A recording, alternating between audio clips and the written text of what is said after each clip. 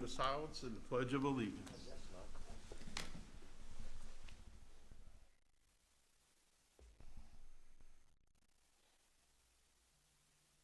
And now the pledge. I pledge allegiance to the flag of the United States of America and to the republic for which it stands, one nation, under God, indivisible, with liberty and justice for all. Good morning, everyone. I'd like to call our March 9th, 2021 meeting to order. We would begin with the approval of our minutes dated March 2nd, 2021. Comments? Motion? Motion to approve. Second. Okay, I have a first and a second. Any further discussion? Hearing none, all in favor say aye. Aye. 4-0. Next, I'd like to begin with Commissioners' reports and comments. Vice President Baker, would you begin? Yeah, good morning, everyone. Back in operation in person, week 2 weeks in a row, so that's a good thing. And I just had a comment or question possibly on the vaccinations for our county employees. Have any of, and you might want to address that during your comments, and that's fine, but I didn't know if we were in full vaccination mode, because many of the other government entities have already been either completely vaccinated, all of their employees have, or at least the ones that decided to get the vaccination have had an opportunity to get it, from what I'm hearing out there on the streets. So I'm interested in that. And then the other thing is getting our employees back to work. I know a couple of weeks ago I'd asked about the possibility of getting some information on all of the other government entities, what percentage of their workforce was back to work. So, and you can, you don't have to answer. Yeah, right I mean, now, I can address those right now if you want. I'll do the second one first. I think the state of Maryland is they're still working remotely. Okay. I think some of the smaller jurisdictions have some employees that are in their buildings. I don't believe they're all back.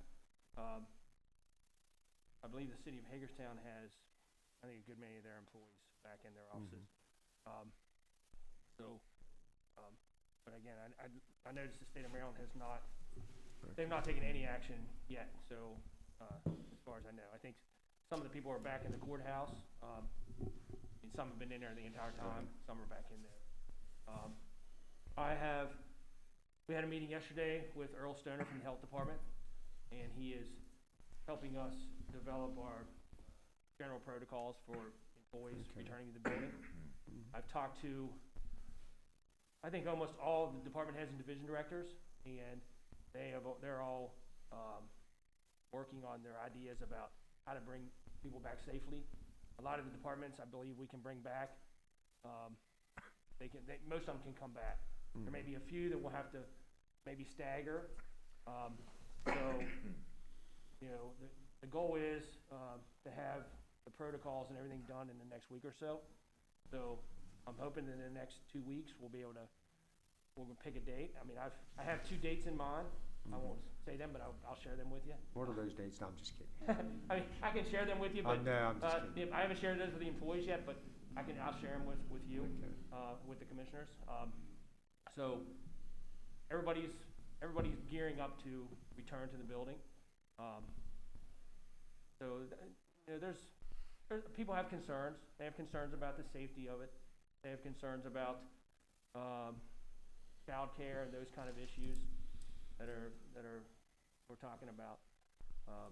So that's gonna happen in the next few weeks. So, I'll be happy to share that with you. Just because I haven't talked to the employees, I like to tell the commissioners. But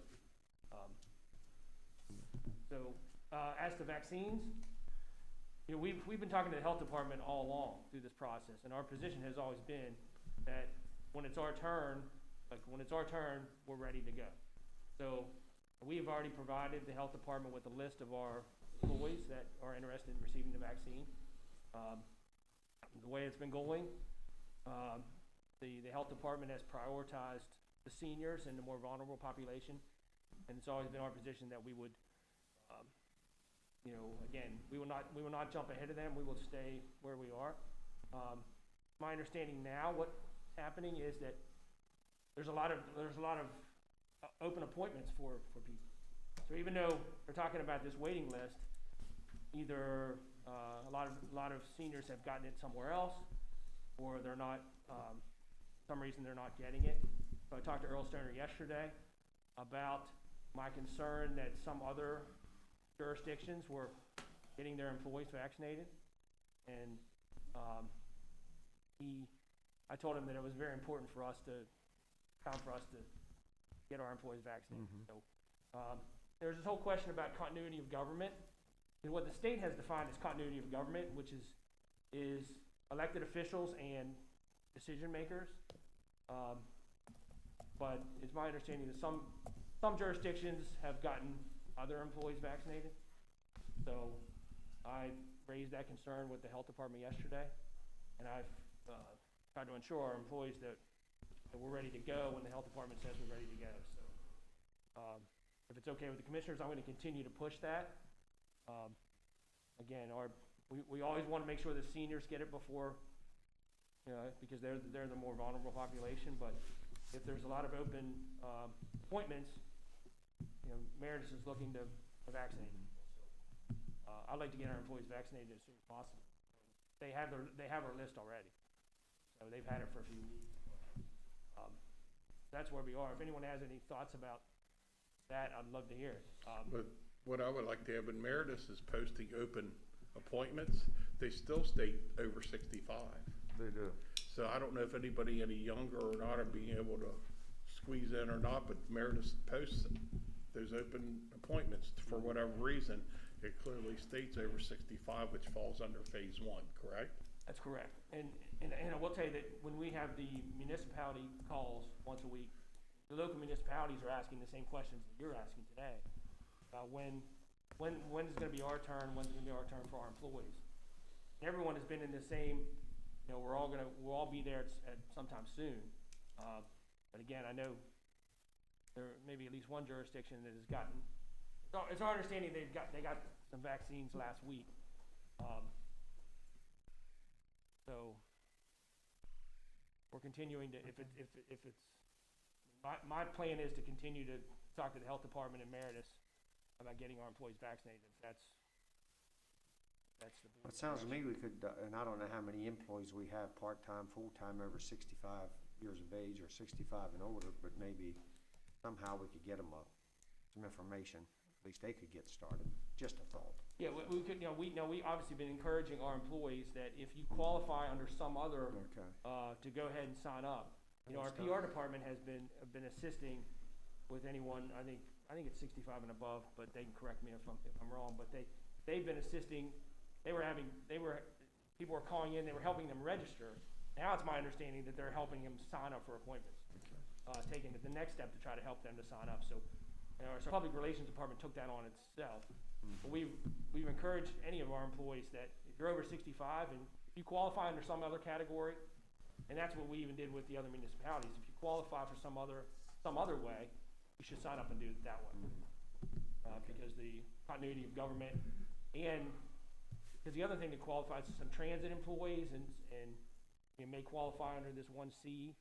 But there's a question of whether the general employees whether they qualify under 1C or whether they have to go under phase 2. Thank you.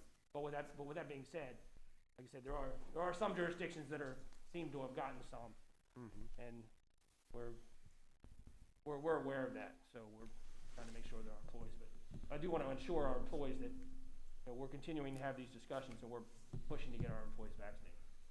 Thank you. Thank you, Terry. Commissioner Kiefer? Just one comment. Tonight at 5:30 in Hancock at the high school is a Save Our Schools rally. I'm very encouraged to see all the commissioners were invited to attend and plan to attend. So I will see you there this evening. And anyone in the public who has an interest, please come out at 5:30, Hancock Middle Senior High School. Save Our School. Thank you, sir. Commissioner Wagner? Hey, good morning. I had basically the same comments as Terry did and the same interest. You answered that fairly well. I will bring to attention that they are still concentrating on 65, even though there's a lot of people sliding in, and I'm not sure how that's done. Is the same thing Terry addressed. I will tell you that my chart, if you belong to my chart and you are signed up on my chart, you can sign on that right now, and I'll guarantee there's 50 dates available. And I don't know how many appointments per date, but there's total. I've been helping some seniors, 65 and older, because I don't think you can even do it unless you're 65 or older. Sign up. It's fairly hard to navigate if you're not real technology savvy. So maybe we can get you some help. You can call here, call me. I don't care, and try to walk you through it. I know I've signed up at least 20 that are over 65 that just couldn't navigate my chart. But you have to be signed up for my chart. But there is numerous vacancies. I've checked for the last 3 days. So that's all I have. Okay, thank you. On a lighter note, my brother Mike turned, well, maybe I shouldn't say his age, but he's a 1970 graduate of the old Williamsport High School. And for the record, I'd like to wish him a happy birthday. He was a former Mr. WHS, and one of the claims to fame is in 1970, he was Washington County's only state track champion in the 440 yard dash before they went to the meters. So again, happy birthday to my big brother, Mike Klein. Next, I just want to recognize our PR department for, I believe it was Friday evening, County Administrator John Maturano showed up for their Day of Hope, recognizing the 257 folks who've lost their lives to COVID and their families, and recognizing those people who are the frontline service people helping with that. So a special note of thanks to the PR department for that. That concludes my report. I'd like to move on to staff comments, and I see that Susan Small is listed. Susan?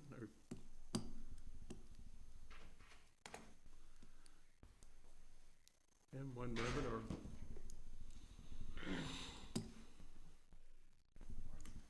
okay, then I'm going to get those guys after you. Okay.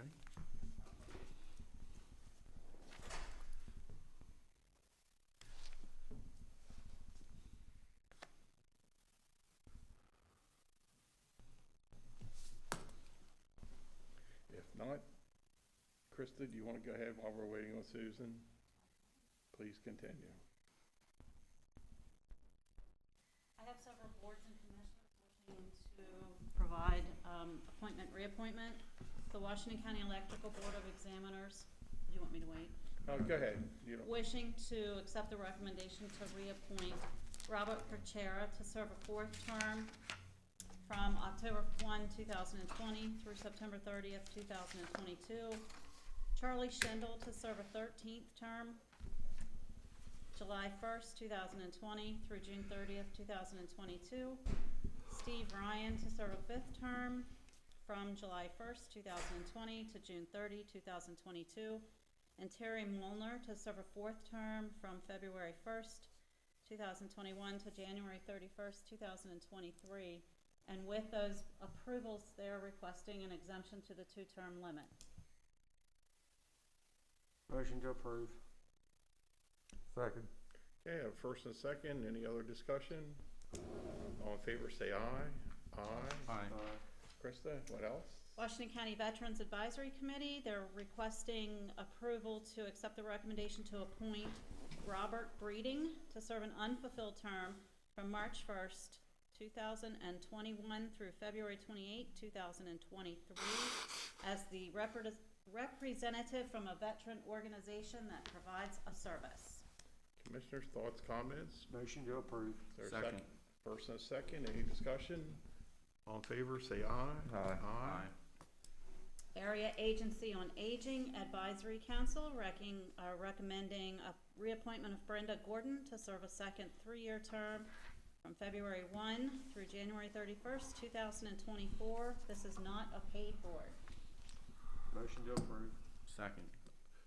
First and second, any discussion? Hearing none, all in favor say aye. Aye. Aye, 4-0. I have the Washington County Plumbing and Mechanical Board wishing to reappoint Ben Ebersole to serve a second 3-year term from March 1 through February 29, 2024, and to accept the recommendation to reappoint Michael Wathen to serve a third 3-year term from April 1 through March 31st, 2024. This is a paid board. Motion to approve. Motion to approve. Or second? Second. Have first and second, any discussion? All in favor, say aye. Aye. Krista, anything else? One last. The Washington County Gaming Commission requesting reappointment of Brandy Osborne and David Klein, each to serve a second 2-year term from March 1 through February 28, 2023. This is not a paid board. Motion to approve. Second. Have first and second, any discussion? Hearing none, all in favor say aye. Aye. Aye. Krista, does that conclude? Yes, sir, that's all I have. We'll go to legal. Mr. Downey, anything from you? No comments this morning, thank you. County Administrator?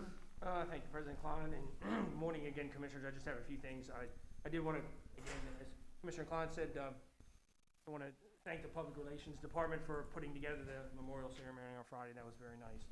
We appreciate their efforts. Second thing I have is just following up on what we were talking about earlier. I got an email from our Public Relations Department. So anyone 65 and older can call the COVID-19 hotline at 1-833-231-1852 and leave their name and number, and our PR department can get them an appointment on the spot. So they can do that for them, so they don't have to go through my chart. So they have about 100 slots to fill for Thursday and Friday, so they're readily available. So again, that number is 833-231-1852. Call that number and leave your name and number. They'll get back to you, and they can get you an appointment on the spot. So if anybody knows anyone who is 65 and older and needs an appointment, our PR department can help them set that up. So thank you for that. Another item I had, the current Board of County Commissioner meeting schedule shows that there's no meeting on March 30th, but there's a meeting scheduled for April 6th, which is 2 days after Easter. So I'm proposing we make a change to the schedule and actually have a meeting on March 30th and then not meet April 6th, which is, again, just a few days after Easter. So I wanted to see the Commissioner's thoughts on that, if you were okay with that, before I made that official change. So there'll be no I'm meeting okay. Easter week. Okay, so we'll meet March 30th, be off April 6th. Be off April 6th. So it just Commissioners okay with that change? Yeah, it's fine with me. Okay, I see a bunch of nods. Okay. Thank you. All right, thank you. We'll make that official change, Krista, if we can make that change and notify everyone, including our staff, that we're just switching those 2 meetings around. So, and the last thing I have is just want to let you know, if you don't know already, Governor Hogan will be holding a press conference today to provide a COVID-19 update at 3:30 p.m. That's all I have. Thank you. Any other staff coming in for comments? If not, we'll go to our first agenda item, expansion of the Heart of Civil War Heritage Area. Please introduce yourself in the matter. Good morning, Commissioners. I am Jill Baker, Director of the Department of Planning and Zoning. You'll see on your agenda that Liz Chateau and Rachel Nichols, we're going to try to attend today. Liz Chateau is the Executive Director of the Heart of the Civil War Heritage Area. And with a staff of 3 people and in the middle of a grant session, they kind of got stuck. So I'm filling in. They send their deep regrets for not being able to be here today. So the Heart of the Civil War Heritage Area is basically an area that we have designated over the years as part of a tourism slash heritage builder for the community, and we also have a grant program through the Maryland Heritage Areas Authority to support businesses and so forth that operate within this area and support the tourism and economic development within those areas. So we already have a designated heritage area boundary. This is a request to expand that boundary to a very small area within the Hagerstown Regional Airport around the Hagerstown Aviation Museum. If you are familiar with the airport, you can see on the map there, it's the old Fairchild building that New Heights Industrial Park is now occupying. They want to start up this aviation museum, so this would Granting this would allow them to apply for grant money to be able to fix up that building and install the museum. As I said, it's a very small inclusion. It's only the 550 feet by 400 feet. It's a little white box that you see on the map there. So it wouldn't even be the whole parcel, and again, it is on private property. It is not on the regional airport proper that's owned by the county. This was reviewed by the local advisory board of the Heart of the Civil War Heritage Area. They are in favor of this amendment, and after this, what would happen is there will be a public hearing with the Maryland Heritage Area Authority to incorporate this within the boundaries and then allow them to be available for grant money. That's all I have on the matter. I'm happy to answer any questions you may have. What we are seeking is a motion to recommend approval of the request to amend the boundaries to include the small portion of land at 18540 Showalter Road. Yeah, Jill, that, go ahead. And the letter. Yes, I also submitted a letter to Krista this morning, basically affirming that action where you would send a letter supporting the boundary amendment. Yeah, they're just to correct, I don't know what, I thought I heard you say there, so they are up and operating. They have the museum, they're doing repairs inside. They've already had some open houses this past year. You know, COVID sort of strangled that a little bit. But with that being said, yeah, they are struggling. They got a lease with the owner, and they're gonna be a constant fundraising, so I know they're constantly trying to fundraise, so I'd motion to approve that. Is there a second for discussion? Second. Okay, any discussion? Yeah, Jill, I did have a question. So, isn't that the building's privately owned? Yes, correct. And the owners of the properties are okay with, Yes, they are.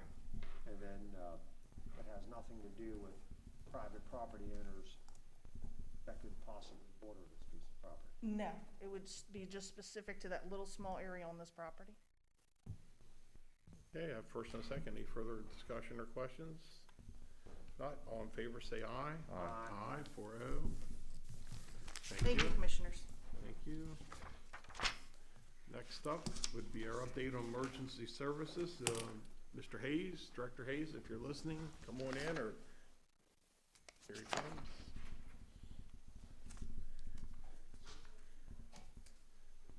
Gentlemen, if you need a wipe, there's some supplies up there. We got all the big guns here this morning, Nah. Please make sure you keep your distance and wipe down. And Dave, please introduce yourself and your team in the matter. David Hayes, Director of Emergency Services. Dale Fishak, President of Worcester County Volunteer Fire and Rescue Association. Kingsley Full, Chair of the, what is it? I was gonna say Division of Emergency Services. I am the Emergency Services Advisory Council Chair. Sorry about that. And behind you, you have? Rick Hopkins, and I'm co-chair with the Emergency Services. Thank you, Director Hayes. And just for the record, that was Dick Hopkins, co-chair of the Emergency Services Advisory Council. So we're here to provide the second update to our discussions of almost a month ago relative to EMS staffing challenges and recommendations that the division had brought forth for the commissioners to consider. So our report is on February 9th, 2021, BOCC meeting. County staff presented the BOCC with information on ALS staffing shortages that are occurring throughout the county at many of the volunteer EMS companies. At that meeting, you authorized the division to move forward with the hiring of 4 additional firefighter paramedics, which would also be captains, which we have initiated that process. And then also during that meeting, you had requested that we go back with the EMS group through the association and seek some kind of concurrence or agreement on what the actual deployment model would look like once those additional staff were hired and how they would interface into that deployment model. We met Monday 2 weeks ago with the EMS group under direction of President Fishak, and generically the EMS group felt that there wasn't a more appropriate deployment model than what we had presented, which meant that they would be, Hancock would be their home, but they would be the group that would be available to be picked up and relocated, and then we would backfill the positions in Hancock moving forward. What we also agreed to during that meeting, meaning the division itself, was to develop a ALS staffing backfill matrix that we would use as a forward guiding document in how we would fill not just one ALS deficiency in one company, but if it became 2, 3, or 4 companies, how we would apply division resources or county resources to help fill those shortages. And you have that document with you. In a nutshell, we left that meeting with, I believe, an understanding that the division's plan to utilize those firefighter paramedics with their home being in Hancock could be acceptable and move forward.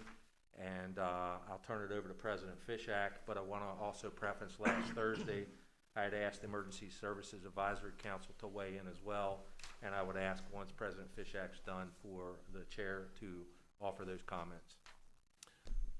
So, taken from the comments from the EMS committee meeting that discussed this plan, one is, yes, we do not have any objection as to where their home is, so if that is Hancock, that's fine with us, and that was developed from that discussion.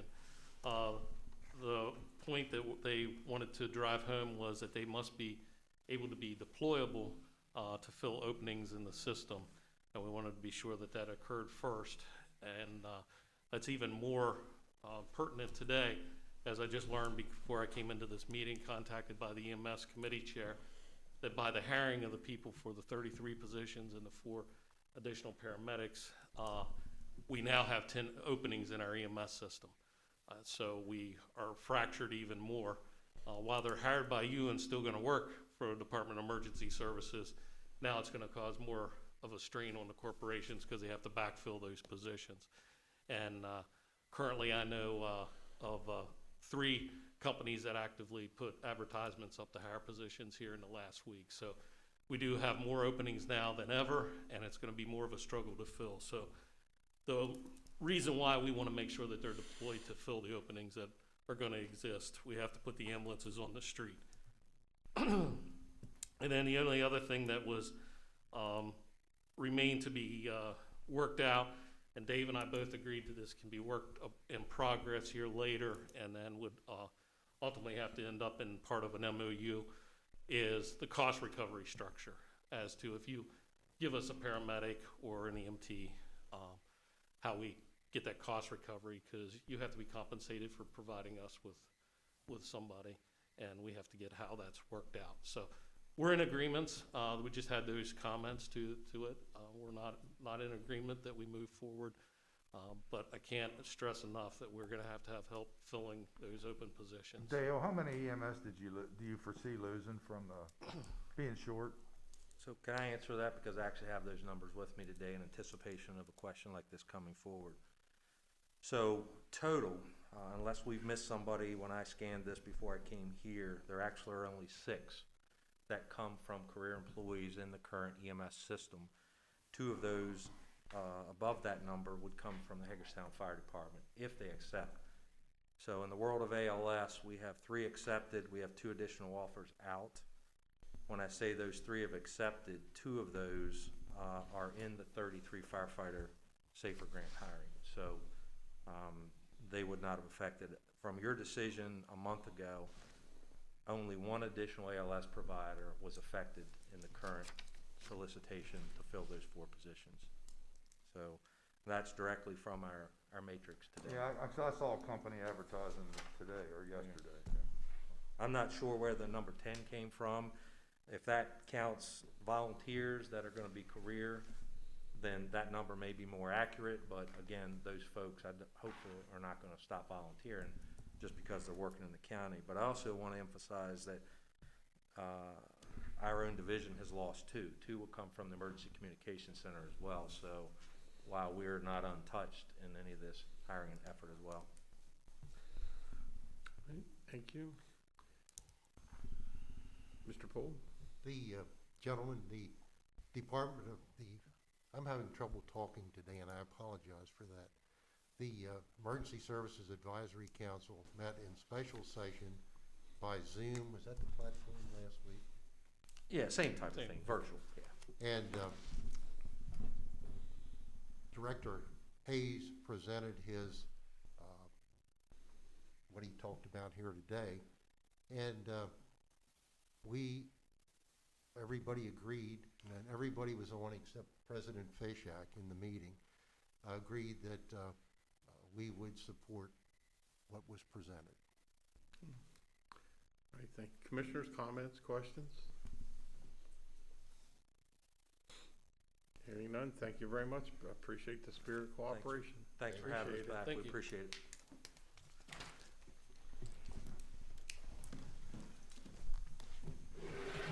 Our next agenda item, contract renewal, uniforms for Sheriff Office, Brandy Noggle, Sheriff Mondorf, you're in the building. Thank you, gentlemen, for wiping.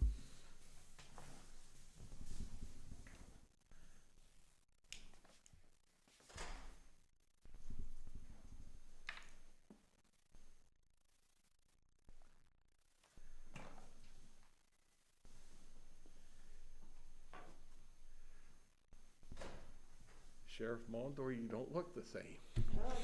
Please forgive the misintroduction. Brandy, would you introduce yourself and your guest and the matter, please? Good morning, Brandy Noggle, buyer in the purchasing department. Cody Miller with the Washington County Sheriff's Office.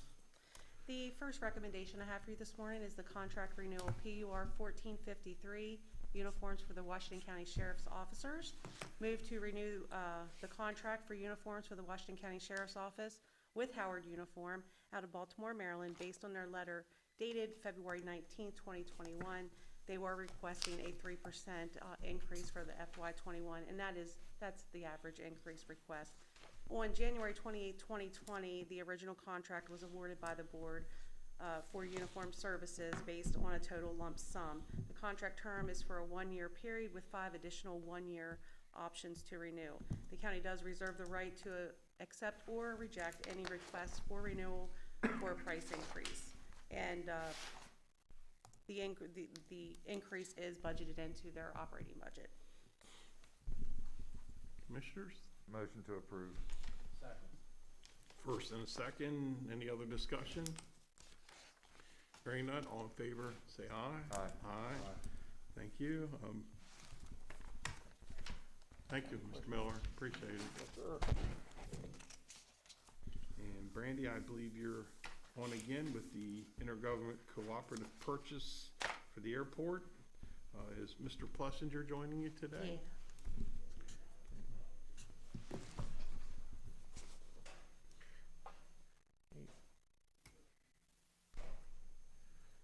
Brandy, would you introduce yourself and your guest and the matter, please? Sure. Brandy Noggle, buyer in the purchasing department. Garrison Plessinger, Director of the Hagerstown Regional Airport. The second recommendation I have for you this morning is for the intergovernmental cooperative purchase, INTG 20-0055, for the Hagerstown Regional Airport Virtual Perimeter Monitoring System upgrades. Move to authorize by resolution the approval of the purchase and upgrade of wireless technology for the Virtual Perimeter Monitoring System from Skyline Technologies of Glen Burnie, Maryland, at a contracted unit price of $127,267.86. Based on a contract awarded by the Carroll County government.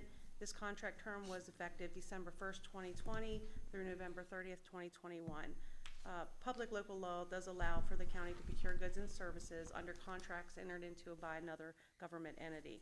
Acquisitions of the equipment by utilizing the Carroll County government contract and eliminating the county's bid process would result in administrative efficiencies for the Hagerstown Regional Airport and the purchasing department, as well as an overall price savings due to the economies of scale this contract has leveraged.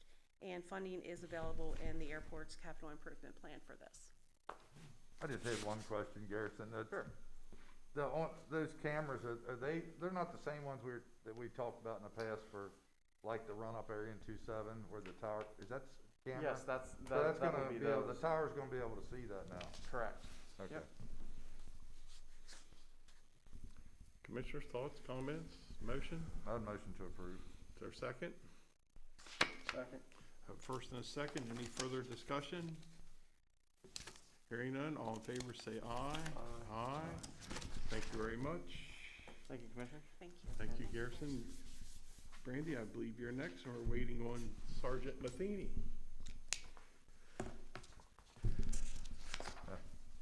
Welcome everybody again. Brandy, would you introduce yourself and your guests? standing back there. I thought he was too, by the way. Brandy Nagelbauer in the purchasing department. Alan Matheny, Washington County Sheriff's Office. The last recommendation I have for you this morning is for the intergovernmental cooperative purchase, INTG 21-0056, for police utility vehicles for the Washington County Sheriff's Office. Move to authorize by resolution for the Washington County Sheriff's Office to purchase 15 Ford Police Interceptor utility vehicles from Apple Ford out of Columbia, Maryland. The cost of each vehicle is $33,480 for a total of $502,200. We will also be utilizing another jurisdiction's contract, which was awarded by the State of Maryland Department of General Services. Again, the Code of Public Law does allow for the county to procure goods and services in a contract entered into by another government entity. Again, the county will benefit with a direct cost savings due to the economies of scale leveraged in this contract. The Sheriff's Department has this budgeted in their CIP budget. Commissioners, comments, questions? Do you know how much you have in your CIP budget specific for vehicles? I'm just curious. Now Brandy can probably tell us. I don't That- have that That's all number. right, it's no big deal. I've just I wondered think how that money close you was are. coming, the 500,000 was coming from money from this year, a reserve fund, I believe. And that was for 14 of the cars. The 15th car was from one that was totaled in January. Terry, I can send you that. That's fine. I do have That's that. I no big deal. I was apologize. just curious. Okay. Thank you. Any other questions, comments? If not, a motion? Motion to approve. There's a second? I'll second. Okay, I have first and second. Any other questions? All in favor, say aye. Aye. Aye. Thank you very much. Thank you. We are a little ahead of schedule. Is Scott Hobbs in the building? Scott is out, yeah. Thank you. See you later. Have a good day. Our next agenda item would be construction bid award for payment maintenance. Scott Hobbs is in the building. Good morning, sir. Morning, Scott. At your convenience, please introduce yourself and the matter. Scott Hobbs, Director of Engineering, and I'm here to recommend award of the bid for the Pavement Maintenance and Rehabilitation Program FY21 chip seal applications contract to the lowest responsive responsible bidder, Russell Standard Corporation of Fayetteville, Pennsylvania, for the amount of $1,197,220.53, which includes the option to extend the contract for a period of up to 2 one-year extensions. The project was advertised in the Herald Mail, on the county's website, and on email Marketplace Advantage. 2 bids were received Wednesday, January 27th, and listed in the ARF. The bids have been evaluated and the low bid is in order. The engineer's estimate is $1.2 million. The pavement maintenance and rehabilitation program for chip seal application involves pavement maintenance, preservation, and repair. Applications include providing single chip seal surface treatments, double chip seal surface treatments, fog sealing, patching, and permanent pavement markings. The project involves approximately 31 miles of treatment applications. The bid documents provide 80 consecutive calendar days to complete the work, with the anticipated start of construction in May 2021 and completion in August 2021. Bid documents include liquidated damages, the amount of $500 per calendar day for work beyond the completion date, and an option to extend the contract additional years. Motorists may experience some minor delays as a result of lane closures, but there are no major road closures associated with this work. Road work signs will be posted throughout the duration of work, and the road list will be posted on the county's website for reference. This is a budgeted capital improvement plan project. Expenses are estimated at $1,432,220, including the bid award, inspection and testing, construction contingencies, and asphalt adjustment costs. Any questions? Yeah, I have 2 kind of questions. First, this is for the chip and seal, correct? And the citizens aren't quite aware of that process. So when the first application is, it's like a gravel. And most of the time, the folks aren't really informed that after time, that cures and becomes smooth. What process do we do as a county to alert our citizens of that? Because they don't want the stones and the tar, they think that's forever. Is there some notification that we do on that? Yes, notification on the website, notification to the individual property owners when we do this work. There's signs posted prior to the start of work, road signs. The work includes, like you said, stone and then an emulsion. And so there's a couple of weeks, a period where there's loose stones, and then the loose stones are swept and vacuumed, and as you said, over time, it becomes a smoother surface. There's a period of time, we just ask for the understanding that eventually this will be resolved. Yes, and to give perspective on pavement maintenance, and you've talked about this before, and we have in our meetings with the state regarding the highway user revenues and how they've been down. So this is an application that we utilize on some of our roads. It's approximately $40,000 per mile for this treatment compared to a hot mix asphalt overlay. It's about $150,000 to $200,000 per mile. So we try to choose the roads that, the rural roads that we can provide this application for that are as most cost-effective treatment as we can for this. And in this case, we have roads listed that we feel meet this criteria for chip sealing, and that's what we're presenting here today. Okay, another comment will also apply to the next for hot mix asphalt. We don't completely close these roads down, and local emergency, fire, and EMS people are notified of these well in advance, so they know that they can also use that route for emergency, correct? Correct. They're never closed down, and they're always notified. Correct. Okay, thank you. As President Klein said, you know, the process upsets quite a few people. It can be messy during those several day period. Whenever I've had citizens reach out to me with their concerns, I point them into to go look at a road that was done maybe the year before, and they can see what the finished product looks like, because they are a little upset, and in some ways rightfully so, of the mess that they have to drive through to get to their home. Maybe in your press release, if it's possible, to in each area of the county, I see you gave us separate maps for different parts of the county that is having this treatment. Maybe we can also provide an example of what a road looks like 6 months or a year after the fact. So maybe that could reassure those property owners, homeowners, that, you know, when it's done, it's a reasonable road for the price. Sure, and in the past, we've provided pamphlets to some property owners regarding some treatments and what to expect, so we can do that again, definitely. Okay. Thank you. Any other questions? Not, motion to award the bid? Motion to award. Is there a second? Second. Okay, I have first and a second. Any further discussion? Hearing none, all in favor say aye. Aye. Aye. Thank you, Scott. Ms. Hobbs, I believe you're up again. Would you Yes. please reintroduce yourself in the matter? Scott Hobbs, Director of Engineering, and here to recommend the award for the bid for the Pavement Maintenance and Rehabilitation Program FY21 Hot Mix Asphalt Applications Contract to the lowest responsive bidder, LW Wolf Enterprises of Myersville, for the amount of $2,958,598.50, which includes the option to extend the contract for a period of up to 2 one-year extensions. The project was also advertised in the Herald Mail on the county's website and email Marketplace Advantage on January 27th. The bids have been evaluated and the low bid is in order. The engineer's estimate is $3 million. The Pavement Maintenance and Rehabilitation Program for hot mix asphalt applications involves pavement preservation, repair, and rehabilitation, including hot mix asphalt overlays, patching, crack filling, and permanent pavement markings. Project involves paving approximately 16 miles of road.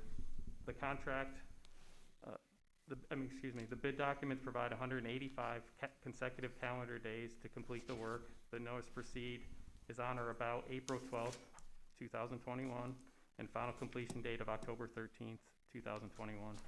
The bid documents also include liquidated damages in the amount of $500 per calendar day for work beyond the completion date, and an option to extend the contract additional years. As previously discussed in the chip seal applications contract, motorists may experience some minor delays as a result of lane closures, but there are no major road closures associated with the work. This is a budgeted capital improvement plan project in the same account as the chip seal project, with costs estimated at $3,481,598, for the bid award, inspection and testing, construction contingencies, and asphalt adjustment costs. Any other questions? Just a quick question, Scott. I think you said sort of something in the last presentation, but I came up with like 187,000 a mile. Is that pretty normal for 187,000 a mile for no matter what we're doing? Yes, and in this contract, we have a ultra-thin paving application that's involved and some crack filling. So as I mentioned about the approximately 150,000 for a mill and overlay application, when you divide the numbers out, 187,000 includes a couple other applications that are involved in this contract, but the majority of the work is the mill and overlay, the crack filling work, and patching.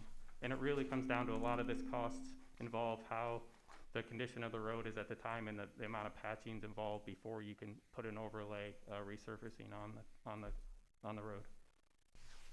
What would be like a cost of a complete overlay where you really apply the thickness? Our overlays are approximately 1.5 inches on these large-scale contracts, and per mile, again, that's approximately about $150,000. With some of the patching and crack filling and line striping, it's that number divides out, as you said, is in this ultra-thin process that we're going to try with some paving, which is a little bit thinner than, it's less than 1 inch, and it's certain applications, certain roads will use it on, and we have that in this contract. It equates out to that 187,000 per mile. Commissioners, comments, thoughts? Scott, I see, going back to the last agenda item, which is related, 31 miles of chip seal application. I know in some years past we've done 40 and 50 miles. Does any of that have to do with maybe the variability in the oil pricing? I know it's a yeah, there's some slight increases in those prices, and yeah, that really has some to do with it. A little slight increase in those for the most part. So less miles that we can pave or resurface. And we're trying to incorporate, like I said, this ultra thin, some other options also, and to spread the money around in some other pavement techniques, preservation techniques as part of that also, and try to find the right roads at the right time. So chip sealing, a lot of it's our local roads with certain volumes of road that are traveled on the road. So we're trying to make that right decision based on the information we have. We have a pavement condition index survey that we utilize, our inspections of the roads, and then we go through and you know, look at to see where the best roads could be at the time to make sure we can preserve the roads. So my comment is we just don't select a road. We have a process which we have a formula. We determine our priorities. Yes. Correct? Yes. Yeah. And we have a computer program actually shows all the roads. We have 895 miles of road. So all those are evaluated each year. And part of a pavement preservation program is to extend the life of the road to keep them in good or fair condition rather than getting them in a condition where you have to reconstruct the road. And that's where the real money is involved with reconstructing roads. And so the pavement preservation techniques assist with keeping the roads longer and fair to good condition. Okay, commissioners, any more comments? If not, is there a motion to approve the award? Motion to approve. Is there a second? Second. First and second, any further discussion? Hearing none, all in favor, say aye. Aye. Thank you, Mr. Hollis. Thank you. Thank you. Next up, still a little early, but Maryland 911 Board approval. Brian Albert, Allison, are you in the building? Please come forward. Thank you, Mr. Hollis. Thank you.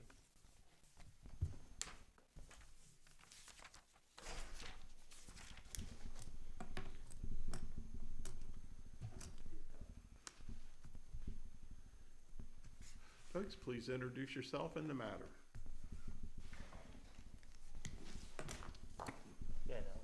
Introduce yourself first. Good morning, Allison Hartshorn, Grant Manager, Office of Grant Management. Brian Albert, the Assistant Director of the 911 Center. We're here for a recommendation motion, move to approve the submission of the grant application for the Maryland 911 Board in the amount of $1,395,818.52 and accept funding as awarded for Next Generation Core Services. Washington County Emergency Services is requesting funding for hardware and service to Washington County Emergency Communications Center for 911 services and 5 years from the date of installation is complete for maintenance. The project is named Next Generation Core Services, which will replace the legacy system, better known as Verizon, and that is currently provided. Next Generation Core Services will be required service for fully operational 911 center. And I can take any questions. Commissioners, thoughts, comments? The 911 board meets on March 25th, so I'll go before if approved, I'll go before the board on March 25th for approval of funds. Motion to approve is presented. Or a second? Second. Any further discussion? All in favor, say aye. Aye. Thank you. Thank you very much. Thank you.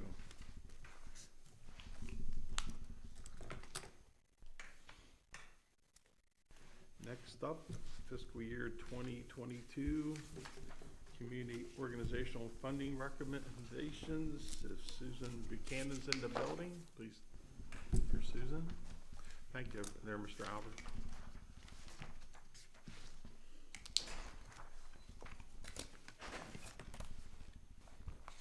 Susan, please introduce yourself and the matter. Good morning, Susan Buchanan. I'm here to present the FY22 Community Organization Funding Recommendations. The Community Organization Funding Committee is comprised of 5 members individually appointed by each county commissioner. The committee is charged with reviewing and evaluating annual grant application requests submitted by community-based local nonprofits. After this careful review, the committee makes funding allocation recommendations to the Board of County Commissioners within the established funding priorities. In December, the committee received 38 funding applications from 35 separate organizations. The total amount of funding requested was a little over $1.2 million, and the amount of funds available was $774,000. Each member of the committee independently reviewed and scored the applications over a period of approximately 6 weeks. The committee then met as a group and deliberated funding allocations. The recommendations were presented today were made in accordance with parameters established by the board. And I do have an attachment here that would have the list of all the recommendations. If there's any questions, I'd be happy to answer. Was there once upon a time, a year or two ago, this might be a question for Sarah too, it was a lot more than 774,000, wasn't it? It was more several years ago. That was prior to when we removed both the Museum of Fine Arts and the Commission on Aging. A majority of what their allocation had been was moved to their budget line items. So okay. So when they were removed from that process, they took the budget and put it out of this process. And how many organizations did that? It was just the two. There was the Commission on Aging and the Museum of Fine Arts. I think it was 2019 that they requested to be part of the budget allocation process as a budget line item, as opposed to having to do the application. And who was the honor organization? Was it museum? No. The museum. Oh, museum? Yeah. Okay. It might also be interesting to point out that there is at least one organization on this list that also is a line item in our budget, the Humane Society. That's true, and it's important to note that even though the budget was reduced based upon the funding that had been annually provided through this program and put into the budget line item, it doesn't preclude any organization from also applying to this program for other projects that they might come outside of their normal operating budget. Is that the only other line item on here is the Humane Society? That's a line item? To my knowledge, the only organizations that are have their own budget line item that are on here is the Humane Society, the Commission on Aging, the Museum of Fine Arts, but they did not request funding this year. How about Fort Ritchie Community Center? We kind of fund that in our budget. It's kind of a unique circumstance, I understand, but I see they're also listed as a recipient on COF funding as well. would it be? Okay. All right, commissioners, any other Yeah, comments? I know you can't give out more than you have. That's correct. And I was just looking at some down the list, and I see some have received a lot less than they requested. And I didn't know, and I don't know if we've discussed this in the years past, but I think it would be interesting to know what they received last year. I can provide that information, and that is something that each, when the committee gets together, there's a number of factors that they look at. They do score each application, and if you look at the categories, they're ranked from highest to lowest score, so that can give you some information. They look at what they received in previous years because they don't want to make necessarily a huge change that would impact the organization's ability from year to year to operate. So some of them you may see where their funding request was high compared to what they actually received, but if you look back, they may have received that same amount for the past 5 or 6 years. So Reach of Washington County was scored the highest in that category of Yes, it was. and they got about half of what they asked for. That's true. However, in this case, this is an increase in what they had gotten over previous years, and they had greatly increased how much they asked for this year. So Okay. it does look odd. It's just because they increased the amount that they asked for this year. So, but they still did get an increase over previous year's funding. Susan, what was the committee's reason for not funding the Commission on Aging? Did they have a specific reason? Typically, because it's a committee, there's never just one reason. It's 5 individuals that come to a consensus. I would say if you look at the, first of all, the amount of funding available in the category is only $67,110,000. I'm sorry, yeah, 62. Yeah, that's correct. Sorry. And if you add up the total requests, I think it was a little over 150,000 asked. So they had to make some cuts in that category. Based upon the amount of funding. You look at the scores, as I said, this was listed from top to bottom. They're towards the lower half of the scoring. And then the other reason I would say this year specifically, because looking at the limited amount of funds, they were looking at prioritization of urgent needs and applications. So they're looking to fund your food, your shelter, your medical care, things of that nature. And then as the money runs out, there's some of the other programs they just weren't able to allocate funding to. And I think there was some conversation of whether, when the Commission on Aging would be able to be open fully to provide some of these services, questions of whether they'd be able to spend the funding and things of that nature. These are all kinds of factors that every application, it comes into play. So there's no, really, the method to it is like, look down here, you say they're ranked in order. You go down here and see Hagerstown Neighborhood, Beacon House, requested, got 0, and then everybody else got 0, but then you skip. So it's just totally, when you get to a certain point, it's all about scoring. It's about scoring available because funding. they might thinking maybe COVID's keeping some of their services down, or Right. and they've taken all. Did anybody sit in on that from staff, or is that just I am the chair of the committee, but I have no vote. So, there's 5 committee members, and then I have 2 staff members that sit in. Yes. And, I mean, every year it's a struggle. If you look, some of the funding categories, there was more than amount money available. So you can see where everybody got some money. No, I'm not questioning their it's- decisions. I mean, there's 5 people that Yeah, don't get paid. I don't guess, and they volunteer. right. They probably know a whole lot more dug into these than I ever have. Yes. Yeah, maybe next time the chart will show what the funding was the previous year, because it is misleading. Somebody asked for 100,000, they only get 10, but the previous year they only got 5. Yeah, maybe that's another column, so we can show that we're at least level funding them from the previous year. That might be. I'll make note of that to make sure we Yeah, include if that it works. next year. Sure. That way I'd give us.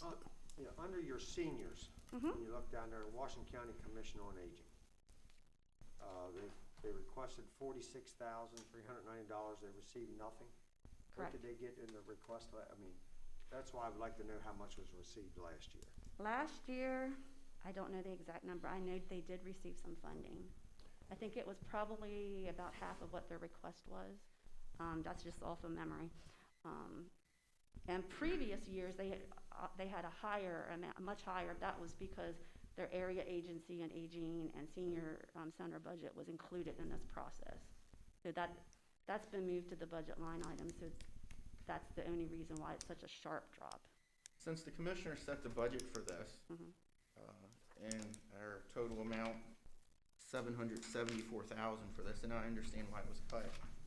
I would like to add some additional funding through our fiscal year 2022 budget process to give the Commission on Aging the additional funding that they were requested. I understand that what the project is for, they're really for that project to fully materialize depends on the senior center fully opening, or opening to some degree for that project. So I would be also willing to make it contingent upon the senior center fully opening. But I would like the $46,390 to be given to the Commission on Aging through this as well. So as not to take away from the other organizations to add to it. And I know we did that my first year as a commissioner. We were able to add some funding to the program. So we do have a precedent for that.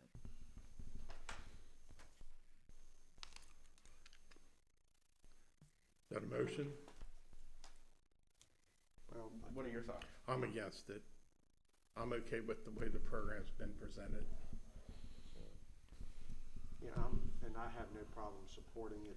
Just on the 46,000, you said your vote would be contingent upon that. So where would that 46,000?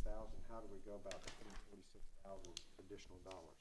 Well, as we continue to go through the budget process, and our numbers are being finalized for all of our spending categories, we would prioritize an additional $46,000. Well, if the senior center was in our budget for the CFF, they'd be getting $800,000, wouldn't they? Is that what they're?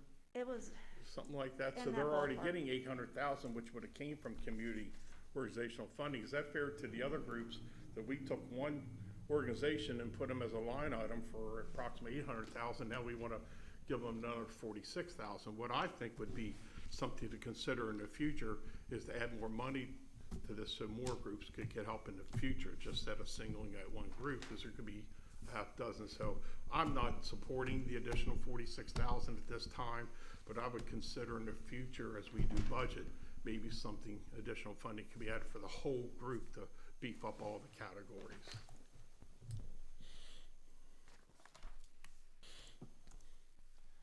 I have not a problem giving everybody more money if we have it. But my problem is there's 10 people in there zeroed out. So if I give one of them, I mean, I see 2 or 3 I'd like to give money. But I would feel make an exception for one organization and not to 9 others. That'd be my problem.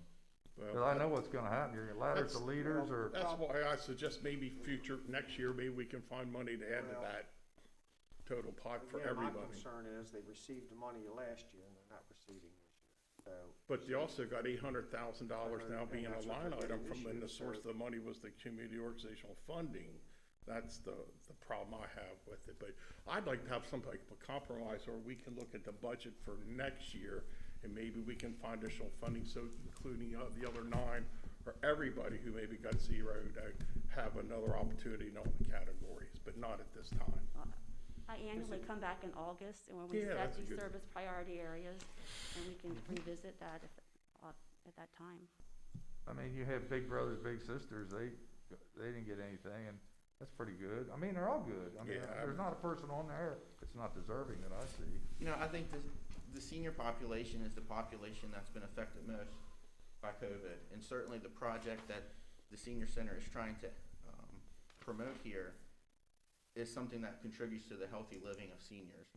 So once that facility, the additional outbuilding, opens up for the Commission on Aging, that's something where seniors can get back into the swing of exercising, of socializing, again, of being part of these programs, the important programs that the Commission on Aging sponsors.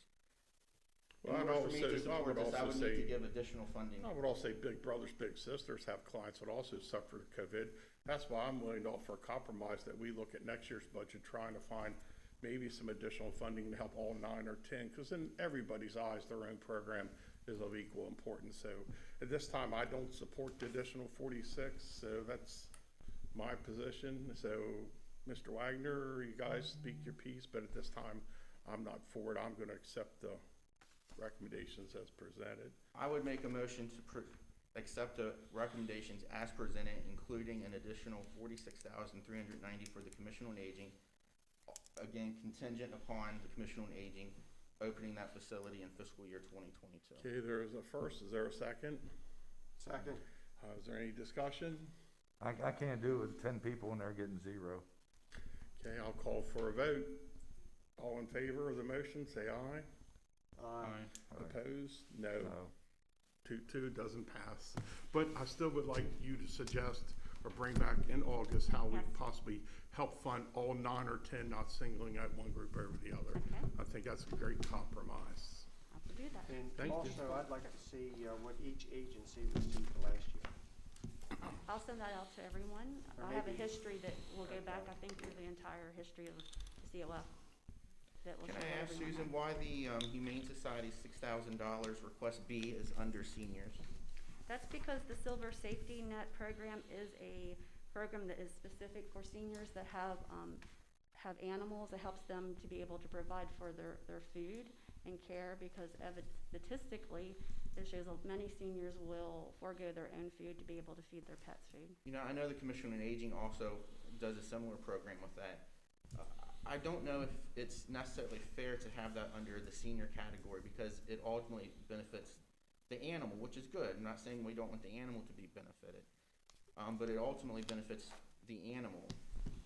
And the Humane Society's allocation from the county is greater than what the senior center and Commission Yeah, on we, Aging. we also help support the 2,000, with a 2,000 donation for some of the And senior I'm very programs. So, thankful for so everything if you're the trying to Humane balance Society everything does. out equal, we're gonna get, again, my recommendation is come back in August, the way we can help all 10 or more companies or individual organizations that didn't get help, and we can address that difference then. I think it's a shame. I will note that the procedures are that the individual agency determines what category their application is put in when they submit it. So they checked off the senior category when they submitted it. All right, any other questions? If not, I would just say, I mean, two things. I mean, these funds that you're talking about now, they are for FY '22, right? Yes. So it is in next year's budget. Right. So, For you 23. know, obviously we'll be discussing the budget over the next couple of months, I guess.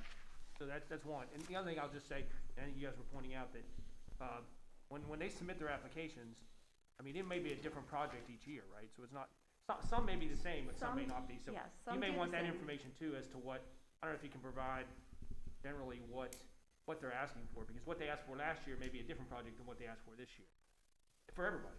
That's I mean, true. I think.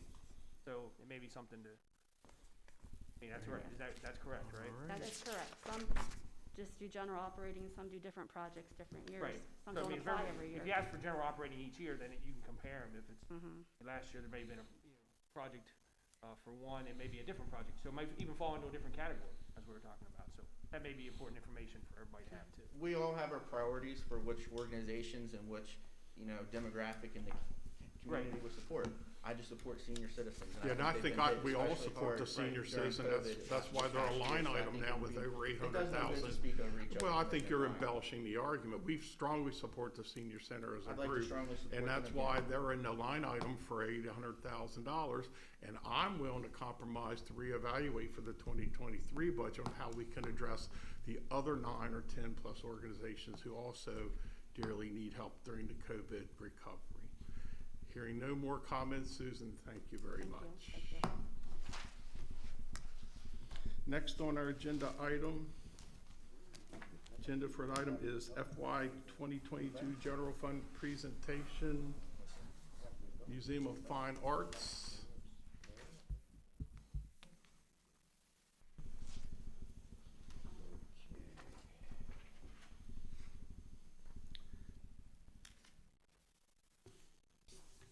So, are they coming? Thank you.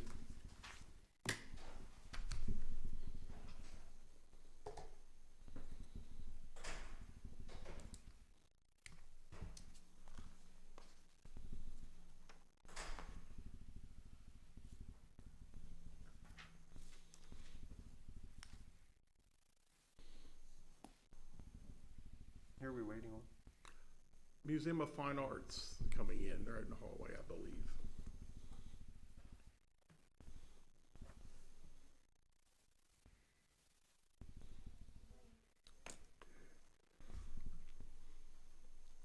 Hey, Roger. Hi there.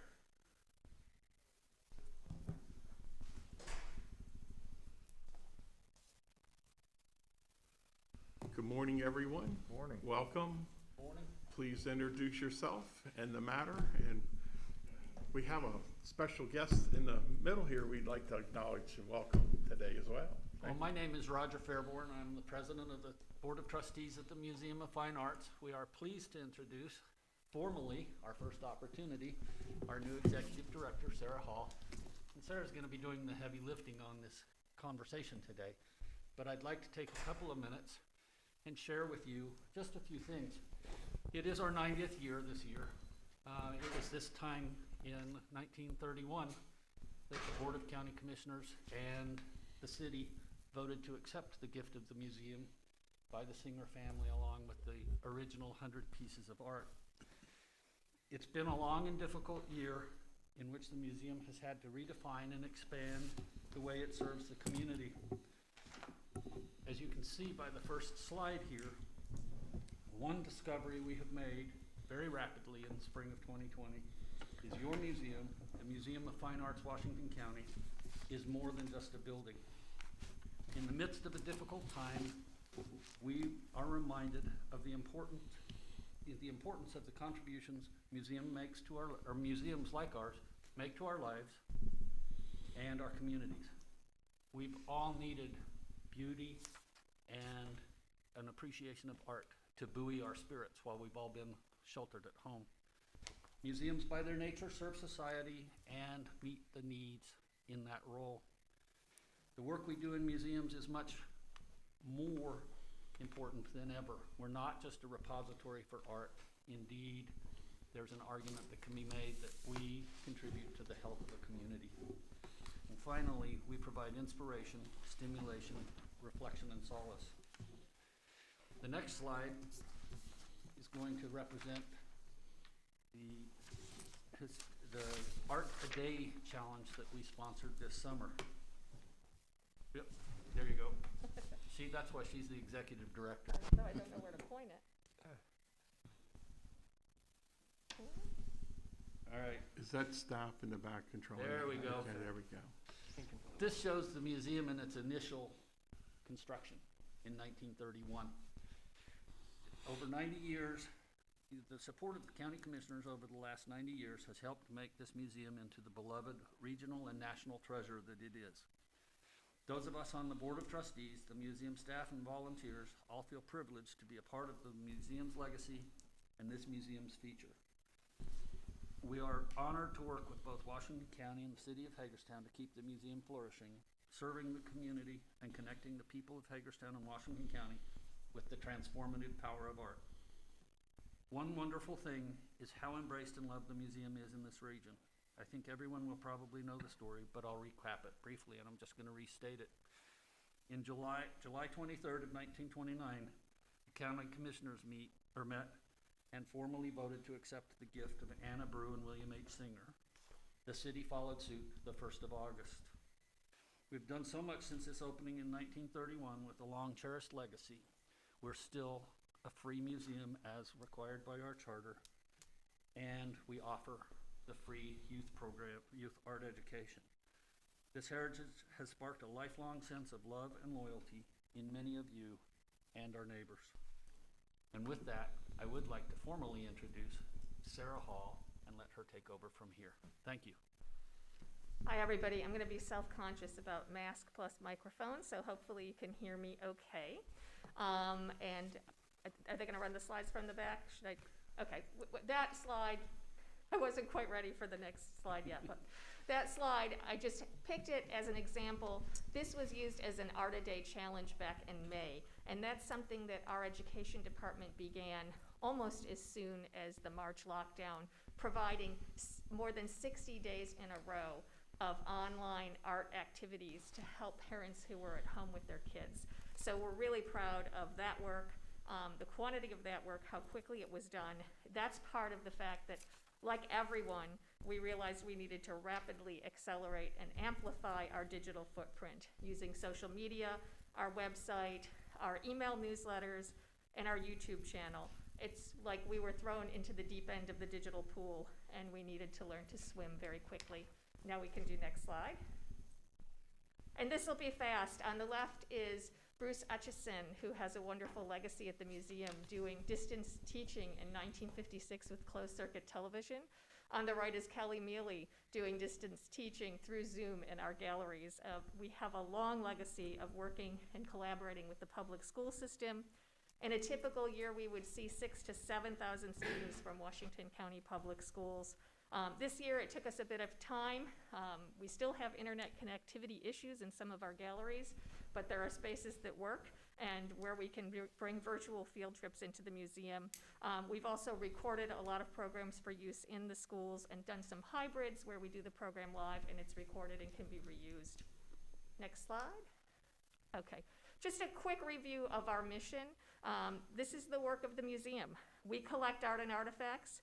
We care through them through preservation, which also includes proper storage and climate control, conservation, which can include cleaning, stabilizing, and repairing works of art with condition issues. You can see our Cropsey at the top right, which had conservation this year. We interpret our collections and exhibitions in a variety of ways, from labels on the wall to tours, to lessons in technique, lectures, videos, essays, interdisciplinary exploration through music, literature, and even science. We did a collaboration with the British Planetarium this year. And we create exhibitions from our own collection and from others. You can go to the next slide. I don't have much to say about this, except this is what we look like in March. Is that to Roger's office or something? So, and a little different in museums because we put in place a lot of interior security as well as increasing monitoring of the exterior of the building. We deinstalled some of the work that was smaller in scale or maybe visible from the outside of the museum. We also took advantage of the closure to do a lot of maintenance, exterior pressure washing and painting, interior cleaning, sealing the atrium floor. If anything we could safely do, we tried to get done. So on to the next one. And this is a sample of some of the ways we connected with people during the closure. More Art a Day for Earth Day. We started these sort of silly memes, silly Saturdays and Freaky Fridays with things in the collection. You can see the kids top left still offering art programs free and online, still happy faces with their artwork. And then the bottom is the photo marathon, which was a collaboration with the city's Department of Public Art and the Washington County Arts Council. So next slide. I love this one. Our curator, Daniel Fulco, in addition to working to rebuild the exhibition schedule, which completely collapsed because there was no art shipping. So he spent part of the summer trying to figure out what we could show when we reopened. He also started a series called The Curator's Den, and every 2 weeks there was a new essay from Daniel landing in people's inbox. We got this wonderful piece of fan mail on his essay on this Bernice Kelvin Day piece. It's a study for a mural that was meant to be in a rec center in Detroit, and it's from the 70s, and it has that 70s idealism, and you see people of different colors playing sports together. And all I can say is the woman who sent us the fan mail for this was right on. This is the kind of work that this museum has been doing. When I started in July, I was really impressed by the work the museum had already done on diversity, equity, access, and inclusion. I think we're ahead of museums programmatically, and I'm excited to be a part of that. Next slide. I'm not going to say much about this except that in July we reopened with the lights back on and masks in place, and discovered we're seeing about 30% of our typical attendance. So a lot of the stuff we did in the beginning to be really careful, like one-way traffic and closing small galleries, we decided we could eliminate that because we're just not crowded enough to merit it. But we can go on to the next slide. Just a quick review of what we've been doing since we reopened. Celebrating 100 Years of Women Artists was an exhibition that was meant to have loans, regional loans, that all fell apart. So Daniel recast it with local collectors who were willing to drive their work to the museum and our own collection. We did a show of sort of treasures from the vault and an interesting cross-section from things from Egypt to illuminated manuscript pages to Inuit masks. The World of Jan Bratt was a fantastic exhibition in terms of appealing to families and elementary school kids, and I'll talk more about that in a minute. We had 7 Rembrandt prints in an exhibition of the Dutch Golden Age.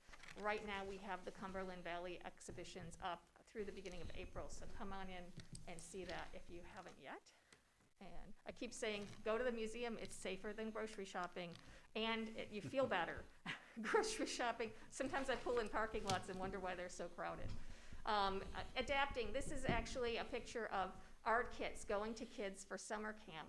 So they could come in and briefly meet their teacher, socially distanced, scheduled at intervals, and get their supplies, and then see everybody online again the next day.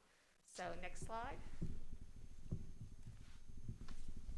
And this is just an example. This is part of the summer camp this year. And you can see, again, we're doing really well. I'm really proud of what we've accomplished, but we still don't have the appropriate technology, because you can see Melissa's teaching to an iPad there. But the kids, again, lots of happy, proud faces, which is thrilling to see. I know when they first sent me after the first day of camp, it was so reassuring to know that we were connecting and the kids were having fun and learning. Next slide. And this is just some more ways we're exploring technology. In September, we started a monthly talk show that we provide live via Zoom and record afterwards and post on our social media. And it's called Let's Talk Art. It's part of our ever-expanding digital library, and if you really want to learn more about me, the first episode was me and Daniel Fulco, our curator, who's bottom left there, interviewing each other about how we got involved in museums. So it's also our most watched episode, so it's kind of personally gratifying. But on the right of the screen, you see Jan Bratt, the artist that I was talking about before. She's written children's classics like The Mitten and Who's Knocking on Christmas Eve and Hedgie Blasts Off, lots of cute animals and hedgehogs in her stories. And she zoomed into the gallery. You can see her talking on a laptop in the gallery where her work is hung. This was a live talk, book reading, and art demonstration that we organized that was offered on the public schools digital teaching platform. And hundreds of students were on the live stream, and now the program has had over 2,500 views. So next slide. This is self-explanatory. 37 new videos since May with over 2,000 views. That's just YouTube. Doesn't include our Facebook and website views. And at this point, we're going to talk a little bit about a financial snapshot for you. So next slide, and Jim Holzapfel, who is our treasurer, is going to take over. Thank you, Sarah, and thank all of you. Good morning. So we've been focusing on mission, the activities that Sarah described, and how we've tried to best serve the community throughout the pandemic. But we do want to give you a little bit of an idea of where we stand financially. Our fiscal year goes from June 30, so we'll start a new year July 1. So we are in fiscal year 21. Our fiscal year 22 budget will be developed in the next couple of months. I think maybe a very important statistic for this past year is that 86% of our annual budget goes directly to program services, meaning exhibitions, classes, collections, how we care for the collections, public programs, and other aspects of our mission. Only 9% of the total budget goes for general administration, and roughly 5% goes for fundraising. So I guess I just want to emphasize that we are a lean organization. We think we accomplish a great deal with a small staff and a very dedicated group of volunteers. This past year, we were fortunate. We received 2 PPP loans and a CARES grant that allowed us to keep everyone that was on staff fully employed, even before we reopened, so throughout the entire closure. And during these ongoing days of lost revenue from facility rentals, which is not insignificant, class registrations, ticketing for events, and reduced sales, we've been able to sort of keep things going. Could we go to the next slide, please? So this pie chart shows the importance of your support. We appreciate that you are a partner in continuing to keep the museum at the heart of our community. Our funding from the county and city provides 19% of our operating expenses. We feel it's very important to have a diverse stream of funding to maintain financial health, and local support encourages other granting institutions who understand that we are valued by our community and that our community does their part to invest in our work. So as we work through 2021 and plan for fiscal year 22, we're requesting level funding from the county of $120,000 as we transition to a new model of museum operations that combines an expanded digital presence with our traditional active program of hands-on classes, tours, concerts, lectures, and other lively in-person programs. We thank you for your time, and we'll be glad to answer any questions. There's another slide. I'm going to take over just very briefly to tell you the exciting things that are on our horizon. We have the Joshua Johnson exhibition opening in April, which is new scholarship built around work in our collection. It's an important U.S. story because Joshua Johnson is the first identified professional black artist in the U.S., but it's also a local story. So Antiques Magazine's already contacted me about covering that show. Bernini and the Roman Baroque, which opens in late June, is the first extensive exhibition of Old Master artwork coming to Hagerstown since 1964. And I will say we're getting some benefits from COVID in the fact that touring companies are giving deep discounts because they're in trouble. So we normally would not be able to afford an exhibition like this. It's a six-figure rental fee that they're basically letting us have for cost of showing it. Joseph Holston Color in Freedom is coming in the fall. Contemporary Maryland-based African-American artist who has large, colorful canvases depicting a journey on the Underground Railroad. And then I think there's one more slide. And I'll just say at the end that we're ready to pick up where we left off in March of 2020, but with our new skill set, ready to serve the four-state region in expanded ways. In 1917, John Cotton Dana, who founded the Newark Museum, said, "The one and obvious task of museums is adding to the happiness, wisdom, and comfort of the members of its community." We plan to keep doing that, and we want the community to grow and thrive. And at that, the formal presentation is at its end, and we're happy to take questions, and thanks so much for letting us talk about ourselves. Commissioners? Yeah, I have just a question thought. I thought I read somewhere recently where President Biden is going to be offering $5 billion to museums. Have you all heard anything on that? I know I've read that somewhere. I am not sure what program that might be wrapped into. I know that NEA has an increased funding package. I know that the Shuttered Venue Operators Grant, we just lobbied on behalf of museums on Museum Advocacy Day for them to increase the funding for that, for the Shuttered Venues Operators, which we would not apply for because we did PPP second round. So there are various things still becoming available, and we're trying to jump on all of them that apply to us, for sure. Yeah, and I was just kind of curious, the $5 billion, how much of that would actually trickle down to our local? Right. I'm sorry?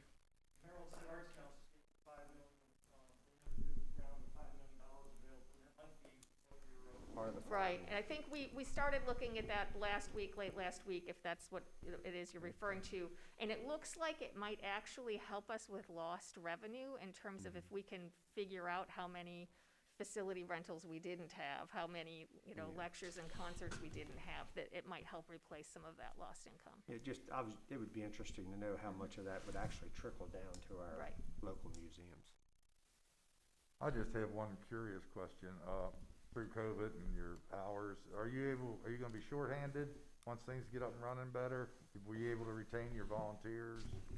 That's a really good question. So the volunteers, we're trying to, you know, it's keep them engaged. We had obviously the treasure sale and tablescapes and activities that still involved volunteer presence, but a lot of them who would normally be museum greeters or work in the shop haven't been able to, you know, do that work. And we've been having regular meetings, trying to keep them connected. And actually, we're working on right now recording messages from the greeters, which it would have been nice if we had done that a little earlier. But it's hard to know when we'll feel comfortable having people back in. So I hope we haven't lost too many of them. In terms of regular museum staff, we are in good shape. We actually just brought in some new security because we had a couple of security guards leave for non-COVID related reasons.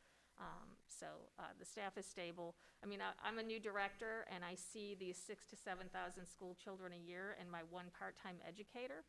And I think you guys probably know that one of the things that, you know, my predecessor and the board have been working on is raising the funds for an endowed full-time education position. And I would like to see that, and I would like to see a whole education department and not just a director of education. I think every kid who lives within an hour of the museum should be visiting the museum. Sarah, I'd say congratulations to you and your team there for your successful transition. You have some big shoes to fill with Rebecca leaving, but I think by all accounts you've done a very successful job in transitioning. You have a great staff that was mentioned earlier today. Earlier in your presentation, I interact with them from time to time, and they really do a good job for your museum. The Museum of Fine Arts is a gym in Washington County. I'm speaking here. You probably can't see that. I'm sorry. The museum really is a gym in Western Maryland. I'm surprised at how many local people don't even take advantage of visiting the museum. I've had my artwork on display when I was an elementary school student, and the museum's also special to me. It was the location of my first date with my wife. So we have a great museum here in Washington County, and I know others. I would hope more locals take advantage of viewing the arts. My only criticism for your presentation today, the Norman Rockwell painting should probably be in that PowerPoint. That's my favorite piece that you have. If Wally had done the images, it would have been in there, I'm sure. Yeah. There was one quote that I left out in the instance of time, which was a TripAdvisor review in this December, where, and I'll pull it up. While visiting Hagerstown, my companion and I took a walk through Hagerstown City Park and stumbled upon the Washington County Museum of Fine Arts. I don't want anybody to stumble on us. I want them all to know who we are and come with deliberation. They also went on to say free admission was a bargain for such a wonderful display of paintings and sculptures. I highly recommend this treat if you are within 100 miles of Hagerstown. So that's the really good part, the 100 miles. The stumbling, less good. I might add that we have done, with the efforts of board members, volunteers, and certainly with the staff, a great job of taking the museum virtual. And one of the discussions we have now is, okay, we're going to be able to reopen and begin doing public events again, but we have this ever important virtual effort that we're going to have to replicate.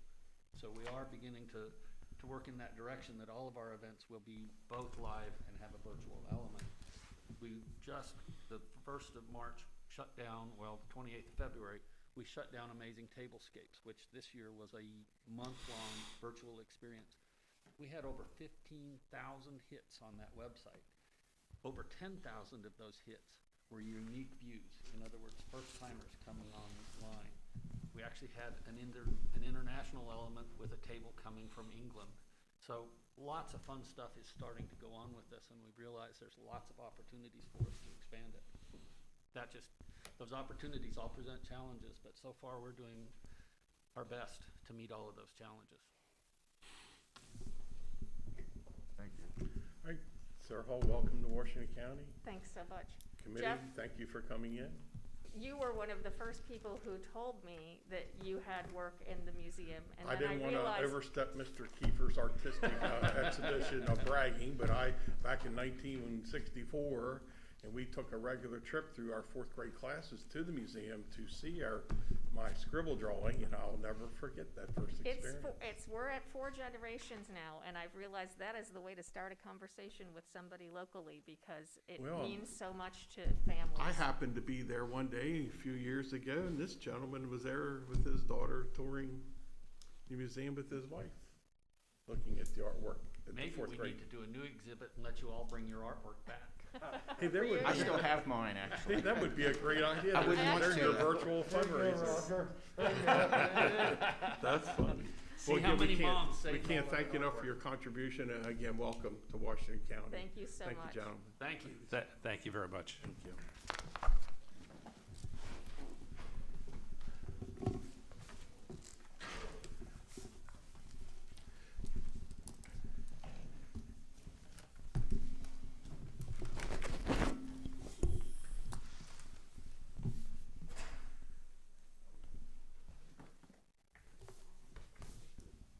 I'm not gonna miss this. Next on our agenda will be the budget presentation from the Commission on Aging. Amy Olak is up.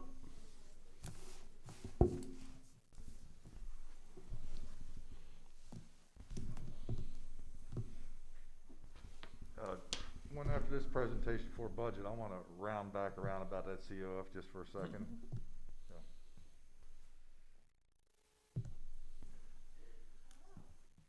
All right. Good morning, everyone. Good morning. Amy, would you please introduce yourself and your guest and the topic, please? Yes, thank you so much. I'm Amy Olak, the CEO of the Washington County Commission on Aging, and to my right is Tim Delbouge, who is our treasurer of our board of directors. Also with me is Steve Reynolds, our CFO, and also Tim Fisher, our development director. So thank you so much for your time. We wanted to give you an update on the organization and how we have provided service in 2020 as compared to 2019, and hopefully give you some bragging rights because it is the county seniors that we serve, your county seniors that we serve. So I thought we'd start by showing a short video and then talking a little bit about that.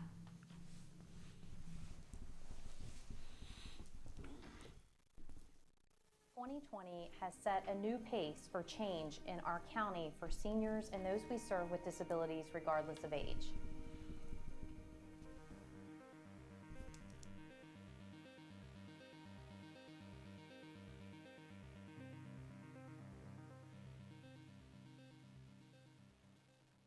Hi, County Commissioners and staff. We are so appreciative of your time today to talk to you about the Washington County Commission on Aging. I'm Amy Olak, the CEO, and today I have with me Tim Delbouge. Hi, Tim. Hi, Amy. How are you? Great. Tim is the treasurer of our board of directors. We currently have 40 employees at this time, and 47% of them make less than $15 an hour. Right, and I do want to thank the commissioners for taking the time to meet with us today. And that is a concern at the board level as we look at the financial structure, and we know right away we're going to have an increased cost associated with salaries because it's going to be mandated that the salaries go up to $15 an hour. And we have a significant portion of our employment base that currently is not at that level. So it's something we have to consider. And as we have this meeting, one of the factors that brings us to the level of increase that we're asking for. Absolutely. And so, Commissioners, as you're looking at the request before you, you will see that we've requested a 15% increase in that from our last year's level funding to this year.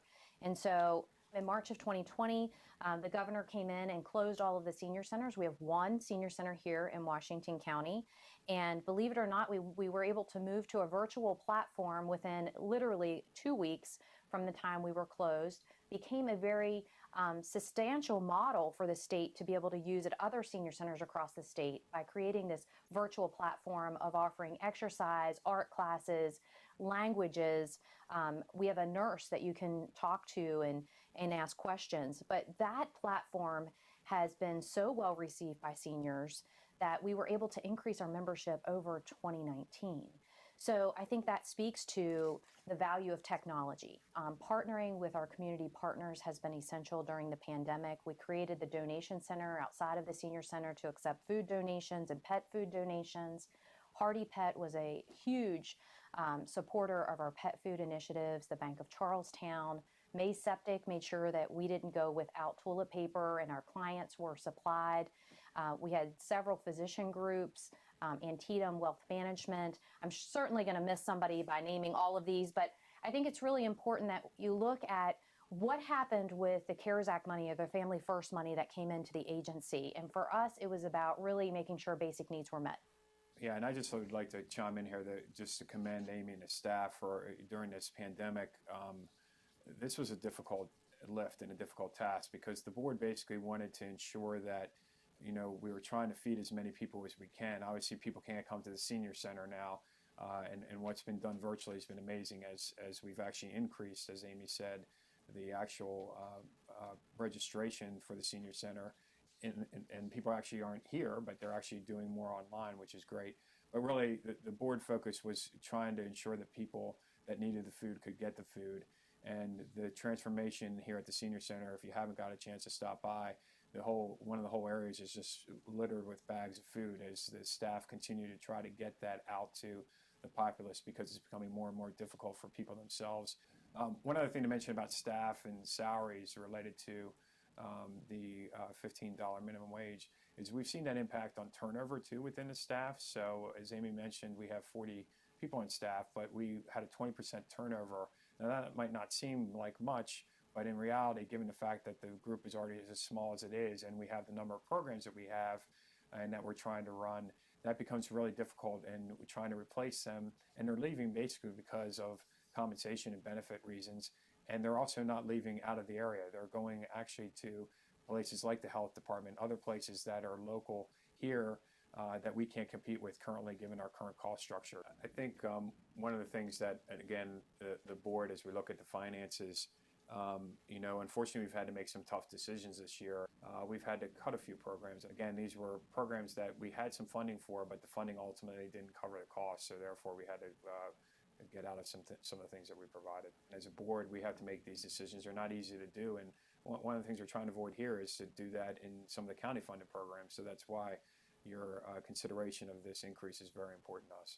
I always talk to Amy is, you know, is this model sustainable that we have going forward? Because right now, as we've done the budget the past few years, we're in a situation where we're using our reserve funds to supplement cover the costs of our budget. And I always say to Amy, ultimately, that's not a sustainable model. You know, we've been very fortunate in the past years when we've budgeted to use net assets, then we've been able to find a grant to supplement those areas. I really feel like those competitive grants aren't readily available, and they're one-year grants. They're not sustainable. You know, I want to point out, if you look at our budget proposal, the summary request, you're going to see that as an organization, we are proposing a decrease in the overall budget of 5.5%. And someone may be looking at that going, wait a minute, you're decreasing your overall budget, but you're asking for an increase in the county funds. And I think it's really important for you to take a look at what Tim was referring to in the back of your packet on net asset usage. And what does that look like? And what we're anticipating from the state and federal government that needs to be offset, because at the end of the day, if we don't get the funds, then we're reducing staffing or we're reducing services. You know, we won't have any choice but to bring our staff up to the minimum wage requirements. And that causes wage compaction. And it is a retaining issue for staff. And we need to really kind of look at that big picture and decide, as an organization serving the largest, fastest growing segment of our population that's not going away for the next 10 years plus, what are we going to do and how are we going to meet that demand and need when it is a function of the county to provide an area agency on aging? Right. And so when you look at what we're asking for, 15% may sound like a high percent in an overall big picture, but really when you look at the picture, it's a little over $123,000. You know, and so if you're so inclined, we would certainly take more and continue to serve. Yeah. But at the end of the day, I think it's really about the reality of the organization and where this is headed for the citizens of Washington County. Yeah, and it's good to point out that even with this 15% increase, we're still looking at potentially putting into net assets on that number. Absolutely. So it doesn't even cover where we need to be, but at least gets us moving forward to that. I mean, what we're trying to avoid as a board and as an organization is to make these tough decisions. We've already had to, you know, again, stop some programs. We don't want to do that for some of the others because we're just finding more and more of a need, particularly through this pandemic. And as I mentioned before, afterwards, when we get through this, I think now more and more people know about the organization, so they're reaching out to try to utilize the resources and the staff that we have. You know, I just want to point out that if you look at the back of the budget and you see the net asset usage, you will see that the net asset usage proposed for this budget is $422,340, and that is with the county money. That is including the county money, Yes. correct? When we look at this budget, and from my perspective, it is very modest. Yep. You know, it's not something, and when we look over the years at what the increase has been for this organization, it has been extremely modest, and we were flat funded for many, many years. Yeah, for several years we were flat funded. So we appreciate you guys taking the time to listen to this, and we really ask, please, in all your due diligence, take a hard look at what we're asking for and understand where we're coming from, because again, what we're trying to avoid is having the board and senior management here make some tough decisions that leave people literally out in the cold and hungry, and that's really what we're talking about here. These are real life people with real life ramifications.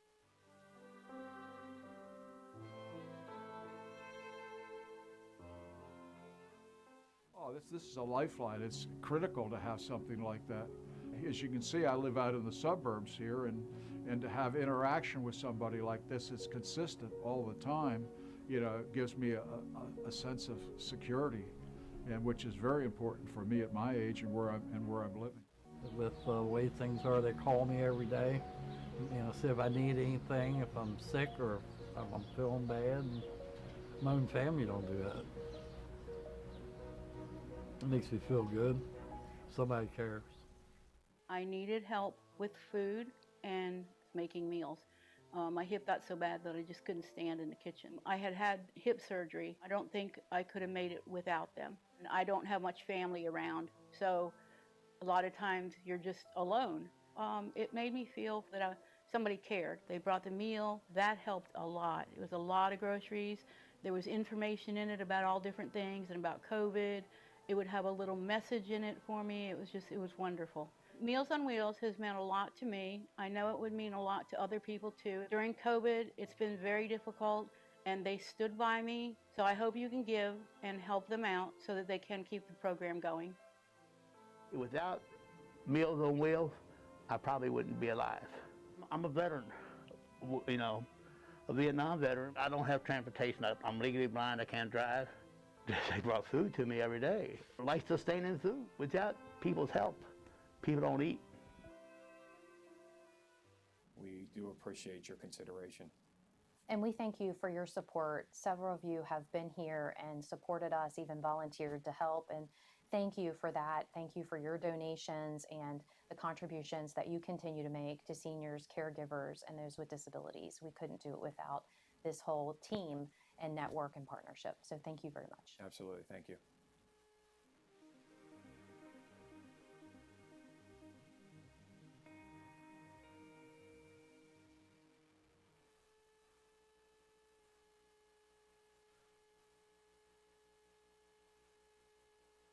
So in 2020, we served over 12,000 unduplicated individuals, and in 2019, it was about 8,000. Okay. And certainly we know it's the fastest growing segment of our population. We knew this was going to happen. We just didn't realize that COVID was going to make it happen overnight. You know, we knew the demand was going to show up. We just didn't realize it was going to be this quick. And those numbers you provided are actually people. People, 12,000. Yeah, separate individually identified people. Yeah, like Amy said, this pandemic exacerbated the needs that the organization is now facing. We knew it was coming because the populace, you know, that everyone understands the baby boomer generation is getting into this age group. So there's just more and more in the age group across the United States. But again, this pandemic has increased the need, you know, again, from 8,000 to 12,000, that's, you know, almost, it's 150% increase, so. Amy, how many employees did you say you had? 44? So we have a total of 47. We currently have 5 vacancies. And what would you say the percentage of your services are homebound? Like the testimonies we heard, they're pretty much all homebound? Oh, they're medically homebound. I would say, compared to in-house? You service? Yeah, I would say approximately 25% are medically homebound. So you're thinking maybe somewhere. 25% of people who can't come into the facility? Correct, at this point, you know, that certainly will lower, over time. But they could have done virtual maybe. They possibly, you know, we have a lot of areas, in Washington County that, you know, internet service is not readily available, or the individuals that we serve really don't have technology in their homes, or can't afford it, or don't even know how to use it. Amy, could you speak a little bit about the Commission on Aging's effort to help with the vaccination drives? I know that Yes. was something that not typically hasn't fallen under Commission on Aging's or Area Agency on Aging's in Maryland, but you were proactive and stepped up and wanted to help. You saw it fit into your Absolutely. mission. So we worked with AARP and received a grant for a mobile service unit, which some people may refer to as a camper. And we were able to utilize that in an effort to contact any individual that has been 65 and older on our senior center list first. And we've worked through that list with the hospital. And then also working with the health department as well. We started with just supporting their wait list. In other words, if someone couldn't come and they had vacant vaccines available, they would call us for us to fill those spots for them. That has actually increased over the last few months to where the Maryland Department of Aging and the Maryland Department of Health have joined forces to require the health department and the local area agency on aging to work together to assure that individuals in independent living settings are vaccinated. So we've been working with the health department for about the last 2 months as a result of that initiative put into place by both secretaries, the Maryland Department of Health and the Maryland Department of Aging, to make that occur. In our location, we have supported over 500 seniors. We have 2 vaccination clinics this week as well on Thursday and Friday, or actually Wednesday and Thursday, I apologize. This week is Wednesday and Thursday. So if you've not seen that process in play, you're welcome to stop by and see that. We're certainly always welcome volunteers to help manage traffic control, because that can certainly become a challenge as well.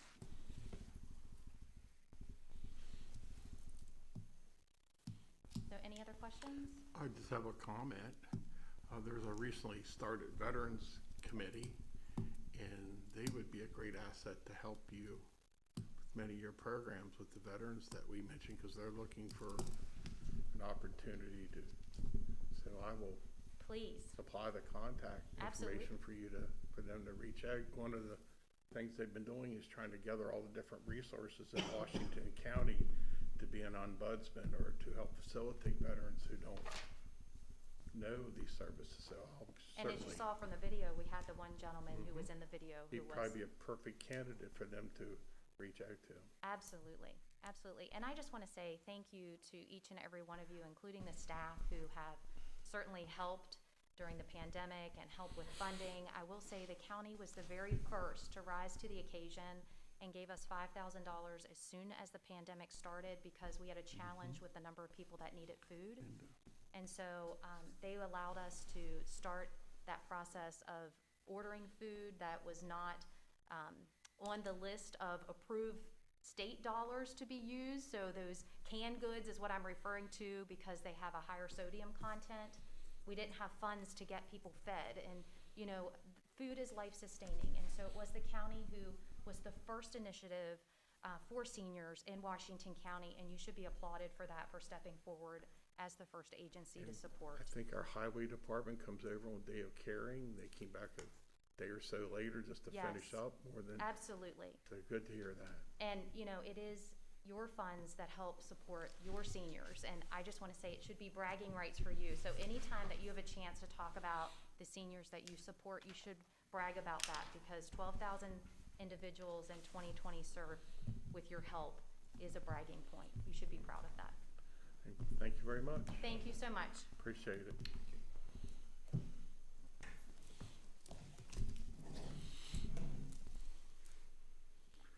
Next on our agenda will be the fiscal year 22 general fund budget draft 2. Sarah, I believe you're up.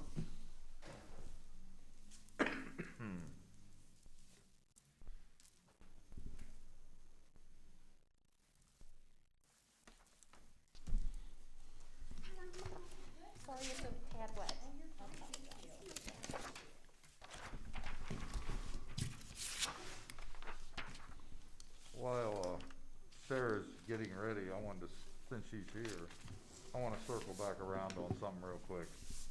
On that, Commissioners, on that COF funding, I wanna be clear where I'm at on that. If we can find money, 100 grand or whatever, and we can fund everybody on that list, I'm fine. But if we can only, so, just wanted to be clear where we're at on that, not just one. If there's, and I think it would take at least 100 grand, so. Back in your ballpark, Sarah. Commissioner, you okay with that suggestion? For this year? Is that what you're saying? Yeah, if we can get everybody on that list and then get money. I would absolutely support that. Could Yeah, you let's get a do total that, see for what you us? can, So you're saying every request that Every was, zero on there needs to have some money. there might have been denied for another reason. Right, so Let's maybe not have a it full, reviewed not their full request. and review it. Yeah. Well, yeah, they, okay, whatever you guys can, I just wanna see it fair. Don't we have that money, there was $140,000 left over from some type of incentive program for employees, would that be a source? Well, Or have you part of the found- discussion today, I do have some one-time funding available that may play into this discussion, that I wanted to talk about, possible uses for. I do have some Okay. suggestions But, for the board. But you've heard the commissioner suggest, that see if you can find, per review of those applications, there may have been reasons we don't know why. That's correct. But, okay? There may be instances like that, but Right, yes, thank you. Good definitely staff suggestion. can They'll take a look. bring the amounts back. Absolutely. next week. I sure Yeah, can. because I'd like to consider how we build that. We're getting more and more requests from groups who are in dire need. So maybe that's something we review for the 2023 budget also, on what we can do to replenish to some degree. Randy, that's the best suggestion I've heard all day. Well, that's what I was trying to get across. You gotta think about stuff a little bit. Sometimes your best thinking is after you've already made a, That was I know, that's the problem. That was a great idea, thank you. so thank you. That would've Sarah, been one you're that up you and would've ready. amended his motion. Yeah, well, I can't, I don't have that thinking ability like that. It's all right. You do. That's why you take time, think things I out. thank you for that, Randy. That budget is largely at our discretion, how much we put into COF. Yep, if we have the money, let's catch some of these people keep getting denied unless we can for some reason. Yeah, we'll take a look. We'll bring something back for you. Sarah, you're up, introduce the matter, please. Thank you. Good afternoon, Commissioners. Sarah Greaves here to present to you draft one of the proposed budget. While this may appear balanced for fiscal year '22, it's not balanced yet for 5 years out. Some additional adjustments will still need to be made.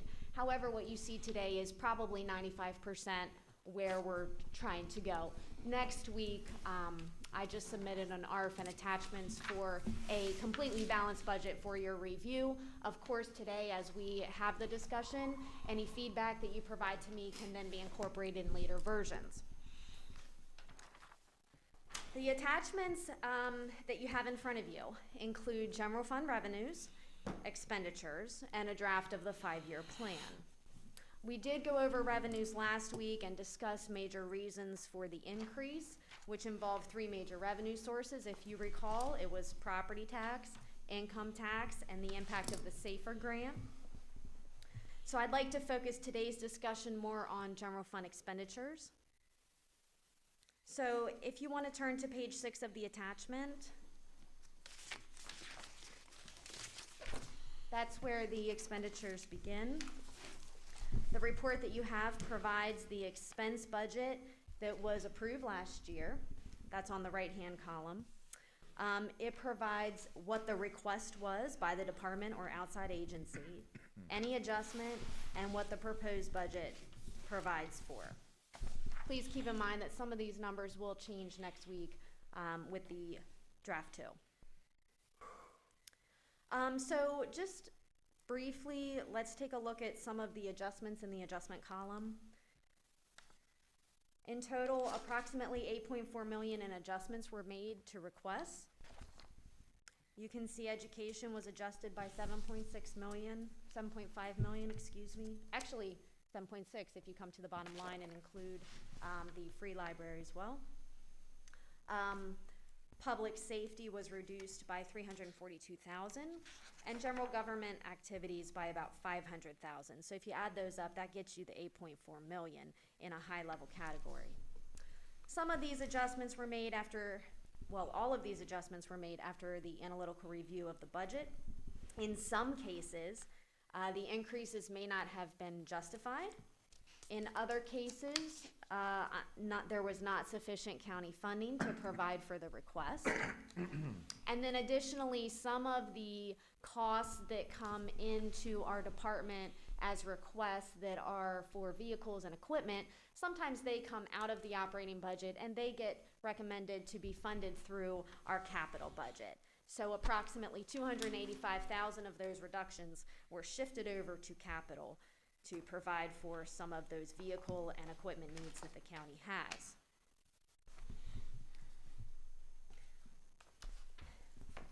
Outside agencies that requested additional funding other than the Board of Education include the Humane Society, the Free Library, Soil Conservation, Social Services, and the Commission on Aging.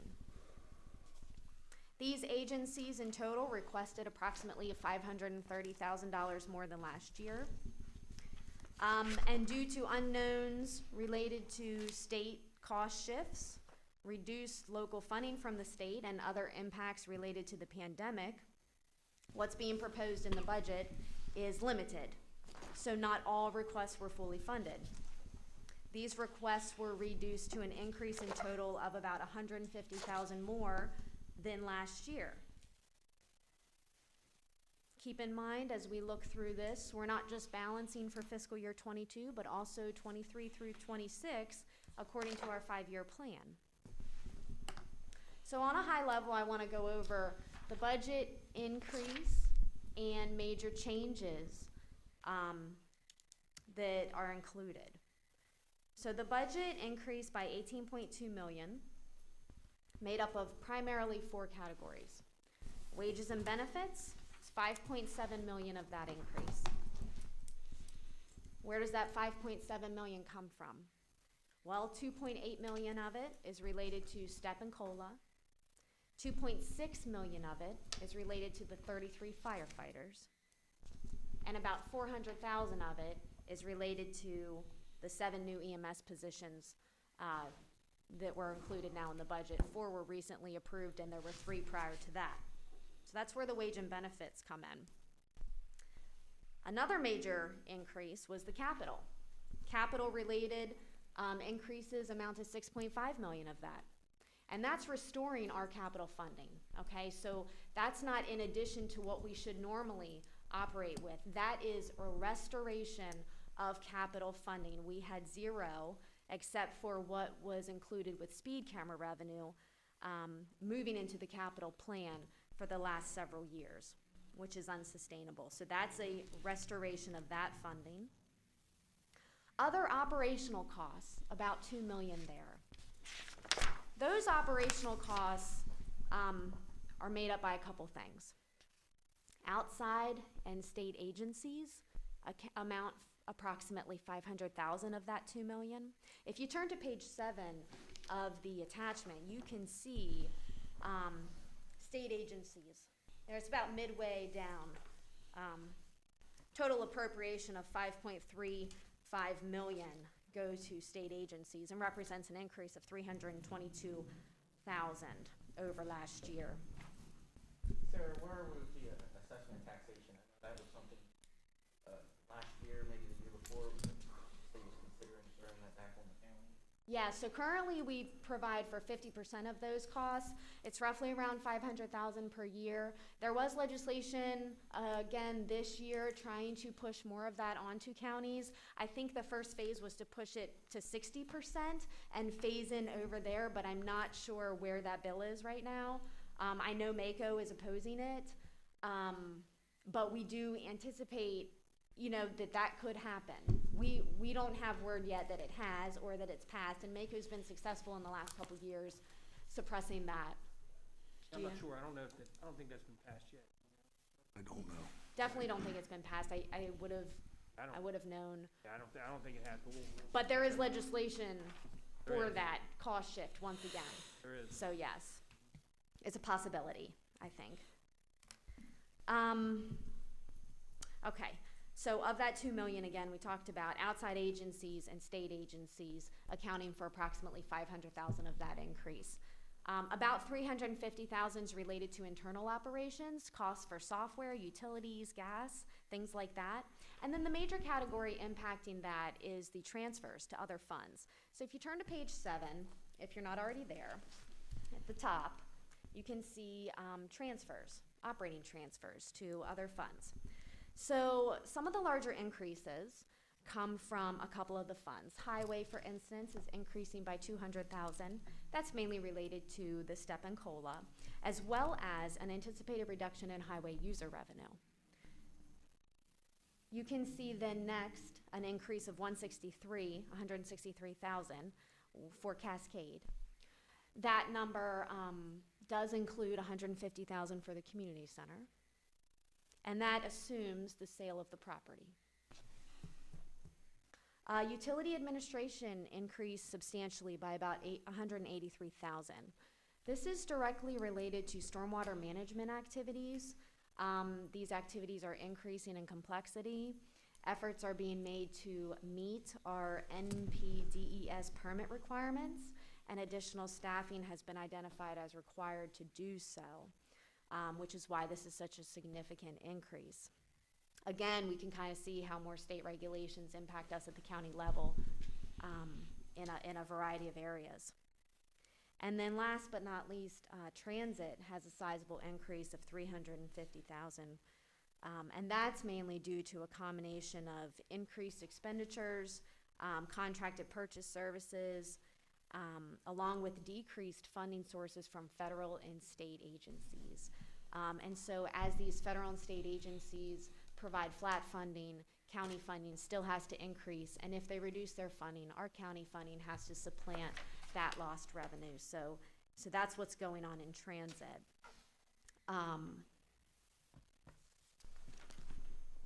And then if you could turn to, it's actually page 9, it's kind of hard to see. So I did print you a large copy. You should have a large copy of the 5-year plan at your desks. Took that note from last week.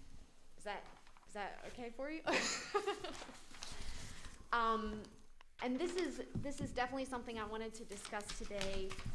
If you look at the 2022 column down at the bottom, you see two amounts there, $2,113,050. Do you see those?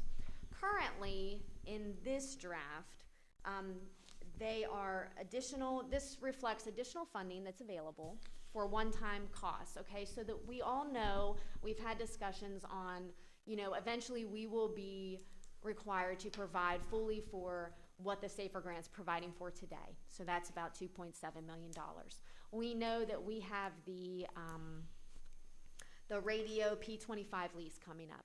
That's about $700,000. We know we'll have additional costs related to the Police, Fire, and Emergency Services training facility, and we may have additional costs related to Kerwin. I think there's a call this week that's going to help us understand a little bit more about what's going on at the state level. So we have all of these things that are coming online, but they're not online yet, and so we have some additional funding. It needs to be programmed to one-time costs. Unfortunately, we can't really program it into our recurring operating budget, and so there is some flexibility with it.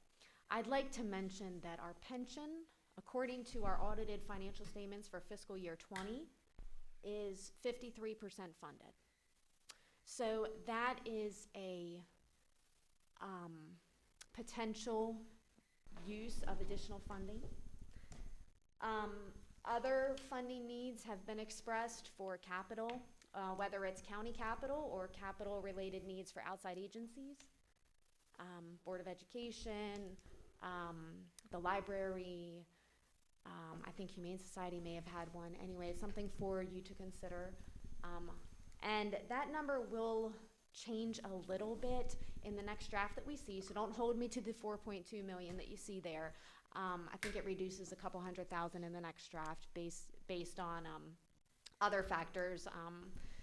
We're not sure right now if the disparity grant is secured for a higher amount. I've talked to MACO about that, so that'll impact our next draft as well.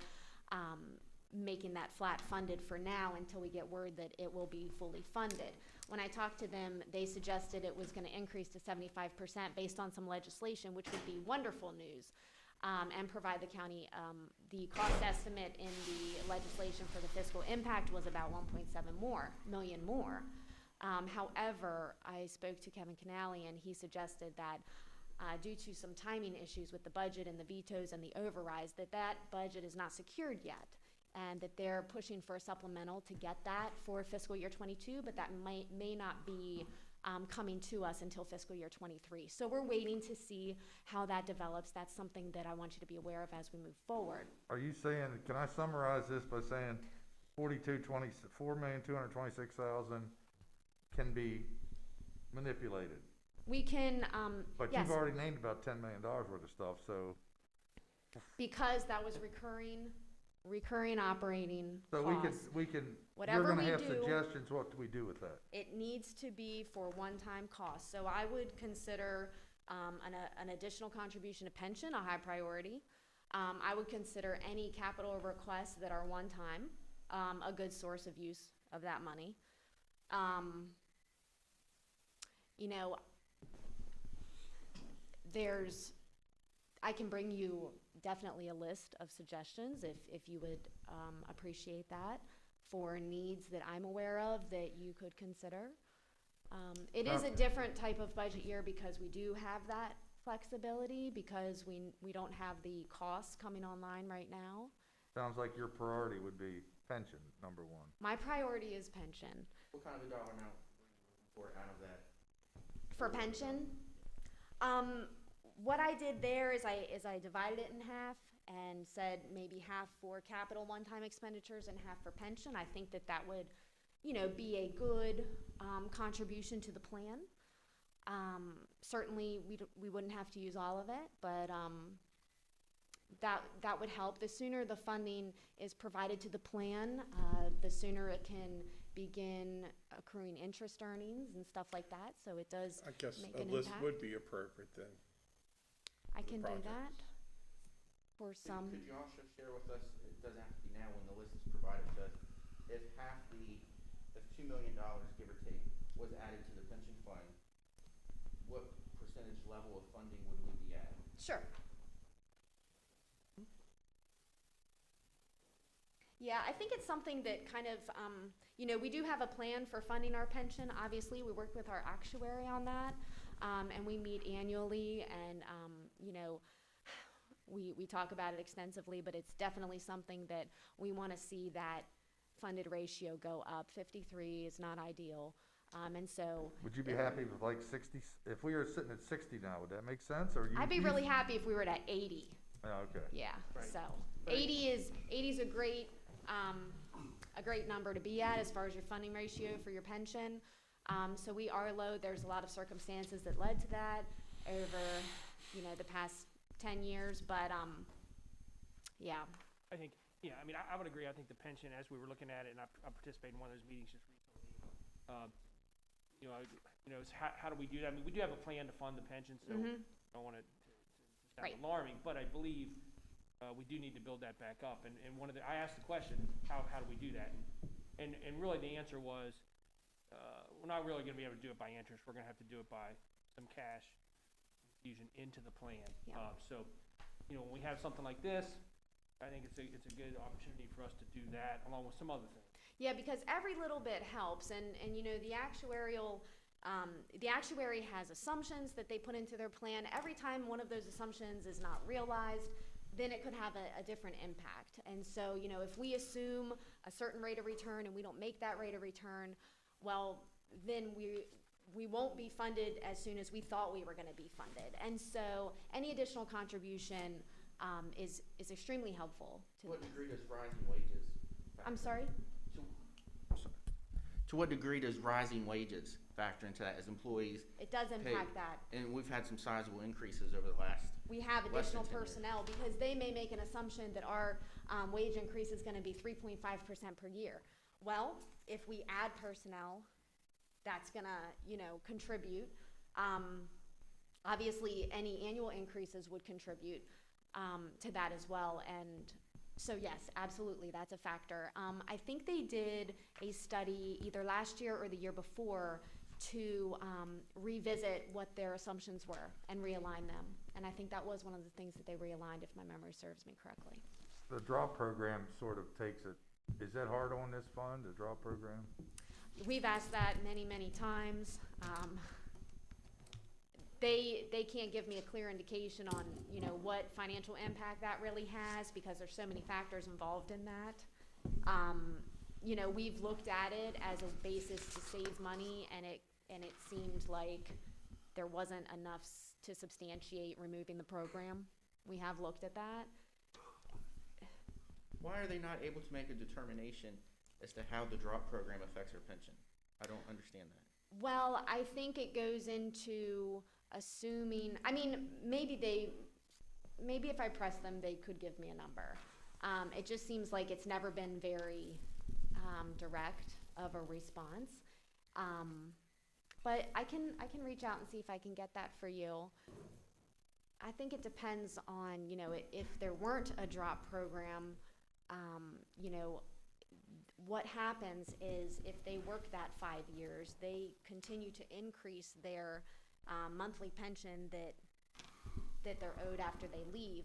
And so you have to measure, okay, well, if we assume that they're going to live X number of years and we measure what that increased pension amount would be compared to the reduced pension amount, because once you go into the drop, you no longer get those 5 years included in your monthly pension. They go into a separate pot of money, however you want to think about it, and you get it as a lump sum at the end of 3 years, 5 years, however long you determine that you're going to stay. And so what is that amount versus what amount are they assuming for that increased pension that would be provided to you over the remaining years of your life?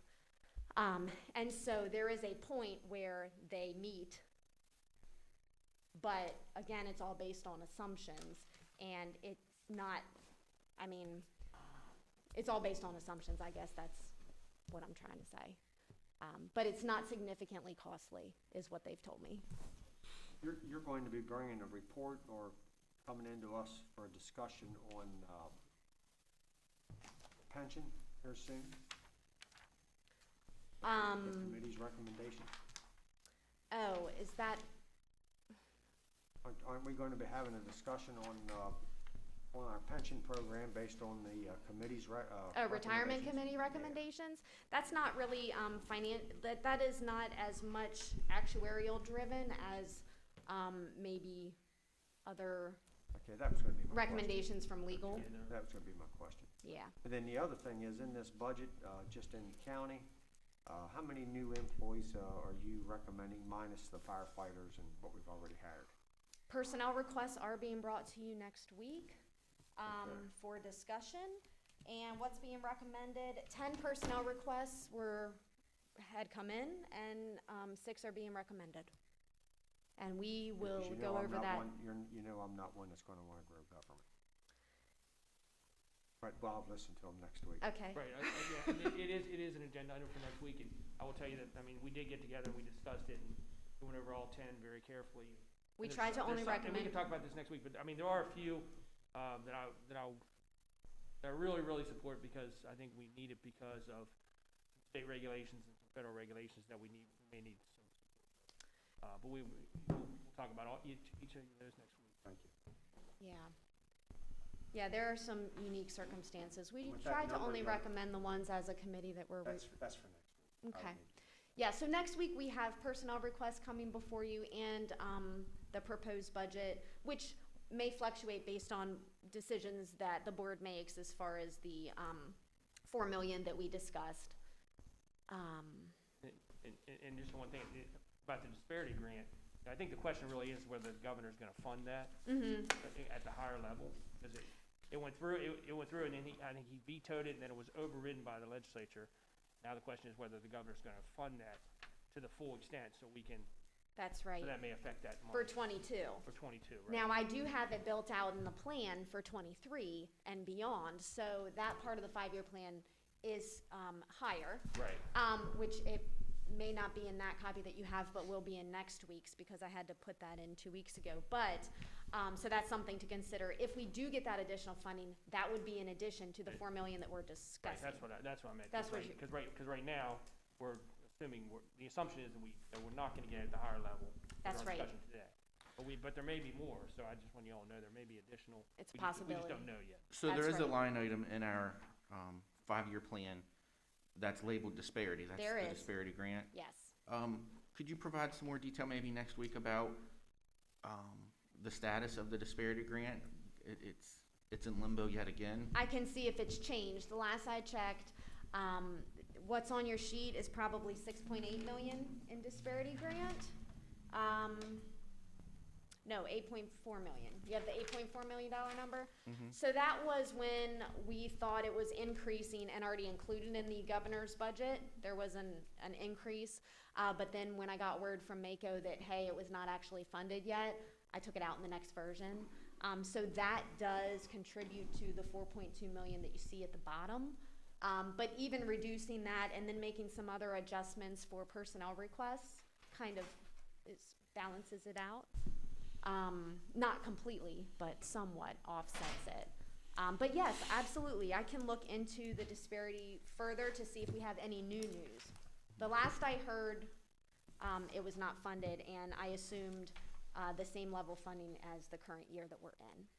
So that'll be the next draft that comes to you next week. Right, and we'll check on that obviously, but yeah, that's the last I heard too. Because even though the veto was overridden, the governor hasn't decided to fund that. Right. And I think that, Mako, I know Mako and, everyone's pushing for the governor to fund that.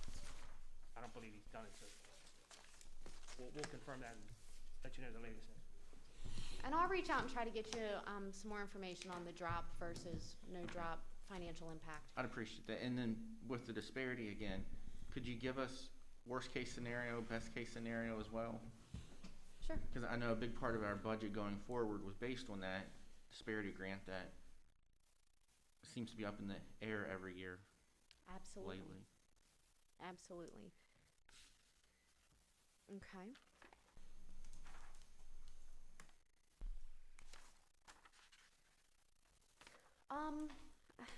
If you don't have, do you have any other questions for me today?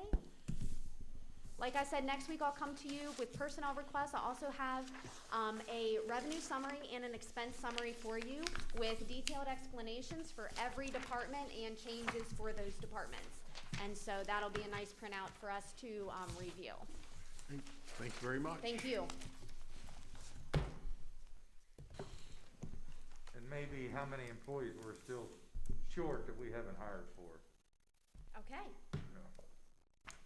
And on the, I'd also like to have some information on how many county employees, maybe last 3 or 4 or 5 years, total county. A history of employee Just position full-time. increases? Yeah, I'm not interested, and how many we have. I'm not interested in part-time. Full-time. Full-time.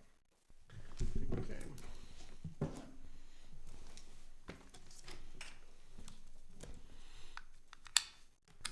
And thank you for this. This is nice. I'll bring you an updated one that's nice on 11 by 17 next week too. You didn't target me because I'm old, did you? Absolutely not. I gave one to all of you. That's what we all got. I treat you all the same. No, I'm just kidding. Yeah, one thing I've learned about employees in government, government never has enough money or never has enough employees.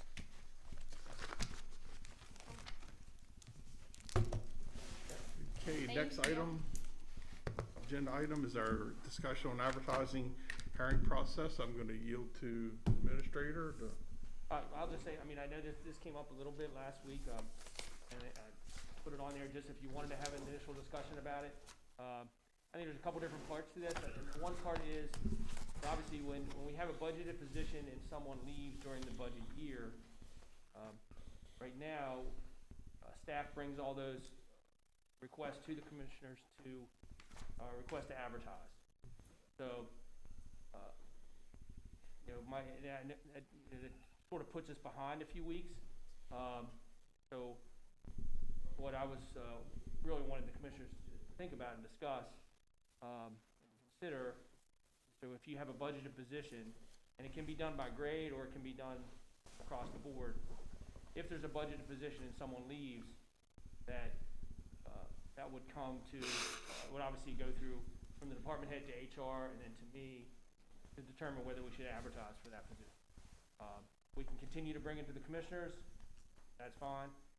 I just know that there is somewhat of a delay when someone leaves and then gets on the agenda to advertise, and then we advertise, and then the next step is to bring it in for commissioners' consideration to hire. I think those are two different, to me, those are two different issues. But I think today, at least I thought what the commissioners wanted to discuss was the advertising process. Whether commissioners would consider, even below a certain grade, that if it's a budgeted position, that it doesn't have to come to the commissioners for approval of advertising. But, so, I think that's what several of the commissioners mentioned to me, that I think that's why it's on the agenda today. If that's not correct.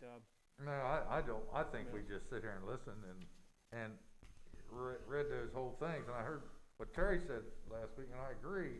But if your decision maybe would be it's a budgeted position, we can go ahead and let them advertise. If it could save us 1 to 2 weeks before it gets to us, I mean, that would be fine with me. But just try to speed the process up a little bit. I know at one time there was concern, and I'm thinking years and years ago, it used to be they would just go ahead, advertise, and then hire whoever they wanted. I'm talking about the department heads. And then there was some obvious buddy system hirings in there. So I think that's the reason it comes to the county commissioners, at least for us to see who they're hiring for that position before they actually offer the job. Also, there's been some instances, I believe, where they've actually even called the people up and offered them the job before they even brought it to us, which is not right. Right, I agree with that. I still want to be able to see who they hire.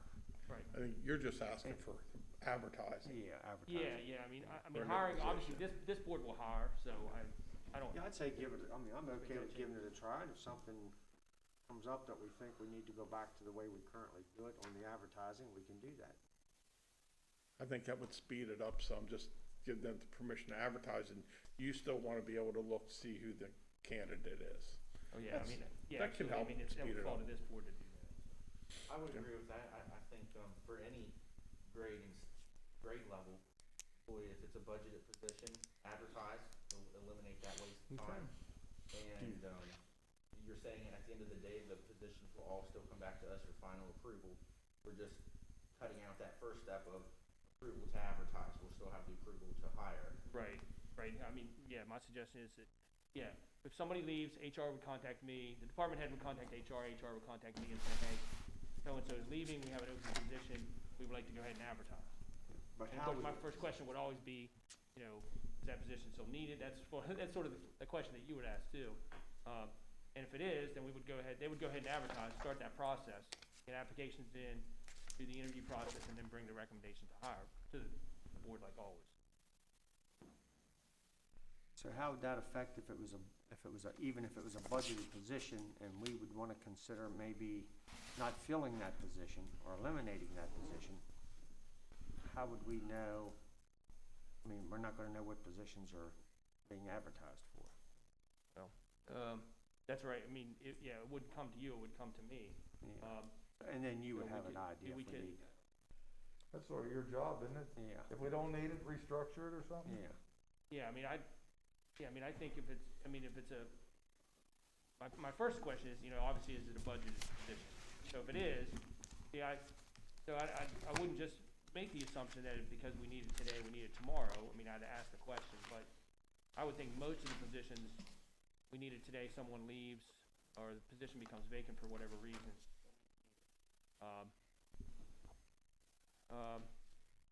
Because I was thinking, well, I could notify you if we have an open vacancy position, but that may slow down the process. Well, it wouldn't slow down the process if you just give us the list like you normally do, but you're not going to discuss it with us. Does that make sense? I mean, sure. I mean, we can provide you a list of vacancies. I mean, or as things become vacant, we could, I guess. And maybe that's something for for 3-4 months down the road. Just so Right you're now, we aware, I wanna mean, give you, right now, I think we're okay with giving you the authority to oversee everything. I mean, I guess Except- if you want us to, provide you a list of vacancies on a weekly basis or something like that, or something. It feels like we're micromanaging. I wouldn't, it would just be, you would know, but you wouldn't, I'm gonna go, if you give me permission, I'll go ahead and forward and advertise it. I guess you're not gonna fill them. I guess if we advertise and interview, and bring a recommendation to you, and then you decide that you're not gonna fill it, then I wanna provide you the information that you think that you want or you need, so. What's important to me, what's important to me is that the interview process is fair and that, people aren't getting hired because the buddy system.